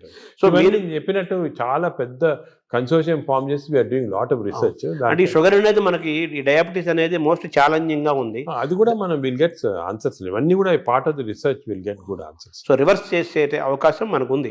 కొత్త అన్ని కూడా రివర్సిబుల్ అండి. షుగరే కాదు, ఈవెన్ హార్ట్ బ్లాక్స్, అదేవిధంగా బ్రెయిన్ ఇది డిమెన్షియా, న్యూరలాజికల్ ప్రోగ్రెషన్ అన్ని రివర్స్ చేసేయచ్చు. మనకి మెయిన్ రీసెర్చ్ ఏమంటే we have to work on this preventable. ఒక్కసారి జబ్బు వచ్చిన తర్వాత బదులు మనము ప్రివెన్షన్, రివర్సిబిలిటీ అంటే వచ్చిన తర్వాత ఎలా మార్పు చేయాలి, దీనిపైన అంత కాన్సన్ట్రేషన్. ఈ ఒబెసిటీని తగ్గించడానికి, అలాగే ఈ షుగర్ డయాబెటీస్ని కంట్రోల్ చేయడానికి ఇంజెక్షన్స్ వచ్చాయి అంటున్నారు. ఇప్పుడు కొత్తగా GLP-1 అనలాగ్స్ అంటారు. అంటే మనకి నార్మల్గా బాడీలో స్మాల్ ఇంటెస్టైన్లో GLP-1 హార్మోన్స్ ప్రొడ్యూస్ అవుతాయి. అవి మన ఈ ఇంటెస్టైన్స్ మ్యూకోజా చెడిపోవటం వల్ల కానీ, బ్యాక్టీరియా వల్ల ప్రొడ్యూస్ అవుతుంది GLP-1. ఇవన్నీ పోతే ఆర్టిఫిషియల్గా ఈ GLP-1 ఇవ్వచ్చు. కానీ ఇది నా ప్రకారం చాలా తప్పు. ఇది ఈ ఆర్టిఫిషియల్ మంజోరం అని, ఒజంబిక్ అని ప్రజలు లేటెస్ట్ వచ్చాయి. ఇప్పుడు మెడికల్ షాప్స్లో అమ్ముతున్నారు, తీసుకొని తప్పు చేయకూడదు. అది ఎందుకు అంటే ఈ GLP-1 మన బాడీలో న్యాచురల్గా ప్రొడ్యూస్ అవుతుంది. నేచర్కి ఎంత ప్రొడ్యూస్ చేయాలా, ఎక్కడ ఆపాలా, ఎక్కడ రివర్స్ చేయాలా, ఇవన్నీ నేచర్ తెలుసు. మనం మాట్లాడుకున్నాం కానీ డయట్, మైక్రోబయాము, ఫిజికల్ ఎక్సర్సైజ్, స్లీప్ ఇవన్నీ నార్మల్గా ఇస్తే బాడీ న్యాచురల్గా ప్రొడ్యూస్ చేస్తుంది. ఇవన్నీ అబ్నార్మల్గా ఉంటే మనకి బయట నుంచి ఆర్టిఫిషియల్గా అవుతుంది. బట్ ఆర్టిఫిషియల్ మెడిసిన్ తోటి మనకి ఎంత లిమిట్, ఎంత తీసుకోవాలి, ఎప్పుడు ఆపాలి, ఇవన్నీ కరెక్ట్ తెలియదు. నేను చూశాను చాలామంది ఈ ఇంజెక్షన్స్ వాడుతున్నారు. అది ఇండియాలో కూడా వచ్చేసిన ఇంజెక్షన్ వచ్చేసింది, ఇండియాలో కూడా చీప్గా వచ్చేసింది. దీనివల్ల ఏం డేంజర్ అంటే వాడినప్పుడు 2-3 నెలలు 6 నెలలు బాగుంటుంది, వెయిట్ తగ్గుతాము, ఆకలి తగ్గిపోతుంది. కానీ దీనిలో చాలా ఎఫెక్ట్ బాడీ పైన ఉంది. నేను అది కూడా చూసి స్టడీ చేస్తున్నాము. బాడీలో ఈ ఇంటెస్టైన్ నరాలు చెడిపోతున్నాయి, మూమెంట్ పోతా ఉంది, ఇంటెస్టైన్ అసలు మూమెంటే చెడిపోయింది. అదేవిధంగా బోన్స్ అబ్జార్ప్షన్ పోయి బోన్స్ వీక్ అయిపోతున్నాయి, మజిల్స్ ఎట్రోఫీ అవుతున్నాయి. ఫేస్లో we got now what is called Ozempic face, అంటే ఫేస్ అంతా ష్రింక్ అయిపోతుంది. చూసుంటారు కొంతమంది సెలబ్రిటీలో ఫేస్ చేంజ్ అయిపోతుంది దీనివల్ల. సో ఇవన్నీ కూడా these effects are some time not reversible also. మన మెటాబాలిజం వ్యతిరేకంగా ఉన్నట్టే కదా, వ్యతిరేకంగా ఉన్నట్టే. న్యాచురల్ మెథడ్లో చేయకుండా ఇలా చేస్తే మంచిది కాదు. మై అడ్వైజెస్ అసలు వాడద్దని, తప్పు ఇది. ఇవన్నీ all these injections artificial methods వాడతాం తప్పు, మనం చేయకూడదు. న్యాచురల్ మెథడ్స్ అన్నీ ట్రై చేసి ఫెయిల్ అయిన తర్వాత అండర్ మెడికల్ సూపర్విజన్ ఒక 3-4 months వాడి ఎందుకు వాడతాం, రీసెట్టింగ్ అంటాం అన్నమాట. మెటబాలిజం రీసెట్ చేయడానికి వాడచ్చు. కానీ ఇయర్స్ టుగెదర్ ఇంజెక్షన్ తీసుకోవడం ఏంటంటే చాలా తప్పు. Short cut methods they are not good. అసలు I advise public strongly don't use these injections. తప్పదు చాలా. తర్వాత ఇప్పుడు బ్యారియాట్రిక్ సర్జరీస్ ద్వారా కూడా మన లోపల ఫుడ్ ఇంటేక్ తగ్గిపోతుంది, షుగర్ లెవెల్స్ తగ్గిపోతాయి అంటున్నారు. బ్యారియాట్రిక్ సర్జరీ కూడా ఐఎమ్ అగేన్స్ట్, కానీ కొంతవరకు చాలా ఒబేసిటీ వచ్చి మన న్యాచురల్ మెథడ్లో కంట్రోల్ చేయకపోతే కొంతవరకు హెల్ప్ చేయడానికి బ్యారియాట్రిక్ కానీ ఇంజెక్షన్స్ కానీ హెల్ప్ చేయడానికి అంతే. దాని తర్వాత మన న్యాచురల్ మెకానిజం వచ్చేసారు. ఒక్కసారి ఈ హెల్ప్ వచ్చిన తర్వాత న్యాచురల్ మెథడ్స్తో మెయింటైన్ చేయాలి. మన న్యాచురల్ మెథడ్స్ లేకపోతే బ్యారియాట్రిక్ సర్జరీ కాదు, ఇంజెక్షన్ ఏం చేసినా కూడా వేస్ట్. అంటే మనం సహజంగా పెరగటం కానీ తగ్గటం కానీ ఈ డిజార్డర్స్ మెయింటైన్ చేసుకోవటం మన సహజంగా జరగాలంటారు. Own your own body, body అంటే మన బాడీని మనం ఓన్ చేయాలి, మన కంట్రోల్ చేసుకోవాలి. కానీ ఈ వేరే ఇంజెక్షన్స్ కంట్రోల్ డాక్టర్ చేస్తారు, దీన్ని బ్యారియాట్రిక్ చేస్తారు అనేది తప్పు. అసలు మీ మేజర్ గోల్ ఏంటి సార్? అంటే మనకి మీరు పద్మవిభూషణ్ వచ్చింది మన ఇండియా వరకు, అది కాకుండా American association of society of gastroenterologist award కూడా హైయెస్ట్ అవార్డు గ్యాస్ట్రోఎంటరాలజీ సంబంధించి. అలాగే సాంఘైలో జరిగిన దాంట్లో వరల్డ్ టాప్ దండ అవార్డు వచ్చింది. అది మీ ప్రొఫెషన్కి మీ సబ్జెక్ట్కి అది డిఫరెంట్గా హైయెస్ట్ అవార్డ్స్ అవి. నెక్స్ట్ నోబుల్, మన భారతదేశానికి నోబుల్ రాదా? అంటే ఇలా చేయటం వల్ల నోబుల్ అవుతాం, పని చేయడం వల్ల గుర్తింపు కోసం పనిచేయటం కాదు. అంటే ఈ గుర్తింపులన్నీ కూడా మనము మీరు చెప్పినట్టు గుర్తింపుల కోసం ఎవరు పనిచేయరు. నోబెల్ ప్రైజ్ కానీ గుర్తింపు రావడం, మనం పని చేస్తూ ఉంటే కొంతవరకు రికగ్నిషన్ వస్తుంది, వేరే ఆర్గనైజేషన్ రికగ్నైజ్ చేస్తారు. ఈ రికగ్నిషన్స్ కూడా నా ప్రకారం అది ఇంపార్టెంట్ కాదు. సరే ఇయర్ పద్మవిభూషణ్ వచ్చింది, మేము సంతోషపడతాము, ఓ రెండు సంవత్సరాలు మర్చిపోతాం. ఇంకేమైనా అడిగారనుకోండి వచ్చిందా, ఆయనకు వచ్చిందా అలాగంటారు. అంటే ఈ అవార్డ్స్ అన్ని కూడా ట్రాన్సియెంట్, జన గుండెల్లో ఉండాలి. మనకు కాదు అసలు, మనం దీని గురించి కూడా ఇంపార్టెన్స్ ఇవ్వకూడదు. ఇవన్నీ టెంపరీగా ట్రాన్సియెంట్గా ఏదో recognition. But our goal should be మనం సొసైటీకి ఏం చేయొచ్చు, ఎలాగ మార్పుడి చేయొచ్చు. ఇండివిజువల్గా డాక్టర్స్ అందరూ కూడా అందరూ బాగా పనిచేసి దే హెల్ప్, చాలా మందికి పేషెంట్స్ హెల్ప్ చేస్తారు, లైఫ్ సేవింగ్ చేస్తారు, అన్నీ చేస్తారు. ఆ సాటిస్ఫాక్షన్ అనేది వస్తుంది మాట. అంటే ఈ ఏఏజీ యొక్క మేజర్ గోల్ ఏంటంటే, అంటే మాకు ఇప్పుడు పబ్లిక్ అంటే ప్రజల్లో హెల్త్ గురించి ఒక మార్పుడి రావచ్చు. It has to be done in ethical way, proper way. ఈ మోడర్న్ మెడిసిన్ ఒక విధంగా, అదే కాకుండా అంటే మోడర్న్ మెడిసిన్ అంటే ఏంటి సార్? అంటే ఇప్పుడు మోడర్న్ టెక్నాలజీ వచ్చాయి కదా, ఈ టెక్నాలజీతో మేము రోబోటిక్ సర్జరీ చేస్తున్నాం, ఈ సర్జరీ, ఇది ఒక ఆస్పెక్ట్. ఇదే కాకుండా general public health awareness తీసుకురావటము, natural మెథడ్లో హౌ పీపుల్ కెన్ బెనిఫిట్ అనేది, ఇవన్నీ కూడా ఒక ఎథికల్ వేలో చేయటము, ఇవి చాలా ముఖ్యమైన మా ఎయిమ్స్ మాట. అంటే వైద్యం అనేది అత్యంత ఖరీదైన అంశంగా మారిపోయింది కదా ఇప్పుడు. అది ఖరీదైన అంటే కొంతవరకు బికాస్ టెక్నాలజీ వల్ల దానివల్ల అవన్నీ ఉంటాయి, అది తీసేయండి. అది కూడా మేము మన ఓన్ టెక్నాలజీ తయారు చేయటం, దానికి ఇంజనీరింగ్ ఐఐటీస్ తోటి మేము చాలా చేస్తున్నాం. సో టెక్నాలజీ కాస్ట్ ఇప్పుడు ఇండియాలో ప్రస్తుతము $6 billion worth of medical equipment import చేస్తున్నాం. దాంట్లో 1.5 billion ఫ్రమ్ అమెరికా ఇట్సెల్ఫ్. ఈ ఇంపోర్ట్స్ ఎలా తగ్గించవచ్చు, ఎలాగ దీన్ని జీరోకి తీసుకురావాలా, ఇటువంటి అన్నీ ఒకే. సో మన టెక్నాలజీ చీప్లో వస్తే అదే సేమ్ థింగ్ విల్ ట్రాన్స్ఫర్. అంటే మనం ఇందాక ప్రారంభంలో మాట్లాడుకున్నట్టుగా మన ఫుడ్ హ్యాబిట్స్ మారడం వల్ల ఆ యూరోపియన్ బ్యాక్టీరియా నుంచి మన బ్యాక్టీరియా మనం తెచ్చుకోవాలి. న్యాచురల్ మెథడ్లు ఎలా చేయొచ్చు, పబ్లిక్ నేచర్ అంటే న్యాచురల్గా బాగా హెల్తీగా ఎలా ఉండొచ్చు. సో వెస్టర్న్ డిజీజెస్, వెస్టర్న్ ఇవి ఎలా ఇవన్నీ కూడా comprehensive health health for people అనేది మా ఎయిమ్. అంటే ఒక సింపుల్ సెంటెన్స్ చెప్పాలి, హెల్త్ ఫర్ పీపుల్. ఇప్పుడు గ్యాస్ట్రోఎంట్రాలజీ అనే సబ్జెక్ట్లో హాంకాంగ్ నెంబర్ 1గా ఉందా? గ్యాస్ట్రోఎంట్రాలజీలో Hong Kong Prince of Wales hospital number 1 institute. అది చాలా, దాని గురించి వాళ్ళు చాలా రీసెర్చ్ చేసి డెడికేటెడ్గా లాస్ట్ 50 yearsగా వర్క్ చేస్తున్నారు. అదే. సో వాళ్ళతో మేము అసోసియేషన్ చేసి, ఫర్ ఎగ్జాంపుల్ అక్టోబర్లో Hong Kong Prince of Wales Hospital, AG hospital India combined symposium చేసి అందరు డాక్టర్స్ని పిలిచాం ఇండియాలో. సో వాళ్ళు కూడా దే కెన్ లెర్న్ అక్కడ ఏం చేస్తున్నారు, మనం ఏం చేయొచ్చు, మనం అంటే ఇవన్నీ కూడా. ఇంకోటి ఏమంటే మెడిసిన్ ఇంపార్టెంట్, కాన్స్టెంట్గా వేరే వాళ్ళ చేత నేర్చుకోవాలి. మనమే గ్రేట్, మనమే పెద్ద ఎక్స్చేంజ్. వేరే వాళ్ళు ఏం చేస్తున్నారు, మనకన్నా ఏమైనా బెటర్ చేస్తున్నారు, అది మనం చేయొచ్చా, ఏది చేస్తే మన ప్రజలకి బెనిఫిట్ వస్తుంది, అది ఎప్పుడు కాన్స్టెంట్ చూస్తూ ఉండాలి. చాలా అంటే ఈ గ్యాస్ట్రోఎంట్రాలజీలో ఫస్ట్, సెకండ్, థర్డ్గా తీసుకుంటే మన ఏజీ థర్డ్ ప్లేస్లో ఉందంటున్నారు కదా, సెకండ్ ప్లేస్ ఇంకేంటి హాంకాంగ్ తర్వాత? హాంకాంగ్ తర్వాత మేయో క్లినిక్ ఉంది యునైటెడ్ స్టేట్స్లో. వాళ్ళు కూడా చాలా రీసెర్చ్ చేసి చేస్తున్నారు. వాళ్ళు వేరే టైప్ ఆఫ్, అది హై టెక్నాలజీ రీసెర్చ్ అంతా. సో హాంకాంగ్ వాళ్ళు ఇన్ బిట్వీన్ మనకేమంటే అవసరము ఈ ఫస్ట్, సెకండ్, థర్డ్ అది చూసుకోకుండా మన ప్రజలు, అంటే మన ఇన్స్పిరేషన్ కోసం మన ప్రజలకి తక్కువ కాస్ట్లో ఏం చేయొచ్చు. ఇప్పుడు హాంకాంగ్లో ఏం చేస్తారు, మేయో క్లినిక్లో ఏం చేస్తున్నారు, అదేవిధంగా ఇటలీలో జెమిలీ హాస్పిటల్ ఉంది, వాళ్ళు కూడా 4th ప్లేస్లో ఉన్నారు, వాళ్ళు ఏం చేస్తారు. ఇవన్నీ కూడా మన దగ్గర అడాప్ట్ చేసి తక్కువ ఖర్చులో మన ప్రజలకి ఎలాగ బెనిఫిట్ చేయొచ్చు, how can we work for that అనేది మా డాక్టర్స్ అందరూ కూడా ఆ కల్చర్ ఒకటి వచ్చింది మాట. సో నెలకు ₹1,00,00,000 జీతాన్ని కూడా ఇవ్వడానికి 10 ఏళ్ల క్రితం మీకు అవకాశం వచ్చినా కానీ అవన్నీ వదులుకొని ఇక్కడే ఉంటున్నందుకు, ఏజీని డెవలప్ చేస్తున్నందుకు మీరు తృప్తిగా ఉన్నారా? నాకైతే చాలా తృప్తి, సాటిస్ఫాక్షన్. ఎందుకంటే నాకు యూఎస్ఐలో ఆఫర్స్ వచ్చినప్పుడు అక్కడ ఒక జూయిష్ డాక్టర్ ఉండేవాడు. ఆయన చెప్పాడు, మీకు హార్వర్డ్లో బెస్ట్ హాస్పిటల్లో నీకు ఇంత పెద్ద ఉద్యోగం వస్తే ఎందుకు వద్దనుకోని ఇక్కడ వచ్చి. నేను అన్నాను, సార్ నేను వచ్చి నెలకు ₹1,00,00,000 అది అన్నాను. నేను వచ్చి లేదు అని వచ్చింది రాదు. ఇప్పుడు ఆయన వాళ్ళ స్టూడెంట్స్ మన దగ్గర ట్రైనింగ్ పంపిస్తున్నారు.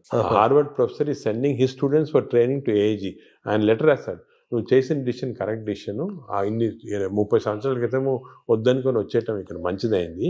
ఎందుకంటే అల్టిమేట్గా ఇప్పుడు ఎవ్రీబడి హ్యాస్ ఎ లైఫ్, కానీ మనం ఎంత కాంట్రిబ్యూట్ చేస్తాం, మన వల్ల ఎంతమంది బెనిఫిట్ అయ్యారు, అది చాలా ఇంపార్టెంట్. మన ప్రజలు ఎంత బెనిఫిట్ అయ్యారు, మన దేశానికి మనం ఏం చేయగలం, మన నేలకి, మన భూమికి మనం ఏం చేయగలుగుతున్నాము, అది ముఖ్యం. అంటే వేరే వాళ్ళు బయటకు వెళ్ళి చేసిన వాళ్ళు I'm not finding fault, correct. But మనకి ఇక్కడ ఆపర్చునిటీ, ఇప్పుడు మాకేమంటే ఆపర్చునిటీస్ వచ్చాయి, అందరికి రాకపోవచ్చు. లక్ అనేది ఆపర్చునిటీ వాళ్ళకి ఇది కూడా ఉంటుంది కదా. అంటే సొసైటీ వాళ్ళు హెల్ప్ చేసిందా, మీరు చెప్పినట్టు రాత, డెస్టినీ, అదే గవర్నమెంట్ కూడా హెల్ప్ చేయటము, అన్ని గవర్నమెంట్ కూడా బాగా హెల్ప్ చేస్తారు. సో మిమ్మల్ని మీరు రివ్యూ చేసుకుంటే ఒకసారిగా మీ కెరీర్ని మేజర్ ఇన్స్పిరేషన్స్ కానీ లేదా టర్నింగ్ పాయింట్స్గా తీసుకుంటే, మీరు పెథాలజిస్ట్గా ఉండాల్సింది, ఇట్లోకి నాన్నగారి అడ్వైస్ తోటి గ్యాస్ట్రో రావటం ఒక సబ్జెక్ట్ ఒకదాన్ని చెప్పచ్చు. నాకు చాలామంది చిన్నప్పటి నుంచి మా టీచర్స్ కానీ, పేరెంట్స్ కానీ, లీడర్స్ కానీ, సొసైటీలో చాలామంది ఇన్స్పిరేషన్ కానీ హెల్ప్ చేశారు. మామూలు నేనేమంటే ప్రతి వాళ్ళు కూడా I see something what is the positive and try and adapt చూసుకుంటామాట. అలా చూసుకుంటే లాట్ ఆఫ్, అంటే అందరూ నాన్నగారేనా మీ పెథాలజీ గ్యాస్ట్రోఎంట్రాలజీ రావడానికి మేజర్గా? మా ఫాదర్ చాలా స్ట్రిక్ట్ మనిషి. ఆయన లైఫ్ లాంగ్ కూడా సర్వీస్ చేసి థౌజండ్స్ ఆఫ్ స్టూడెంట్స్ని ట్రైన్ చేసి సొంతంగా ఏం చేసుకోలేదు. అంటే ఆయన పాపం డబ్బు ఏం చేసుకోలేదు.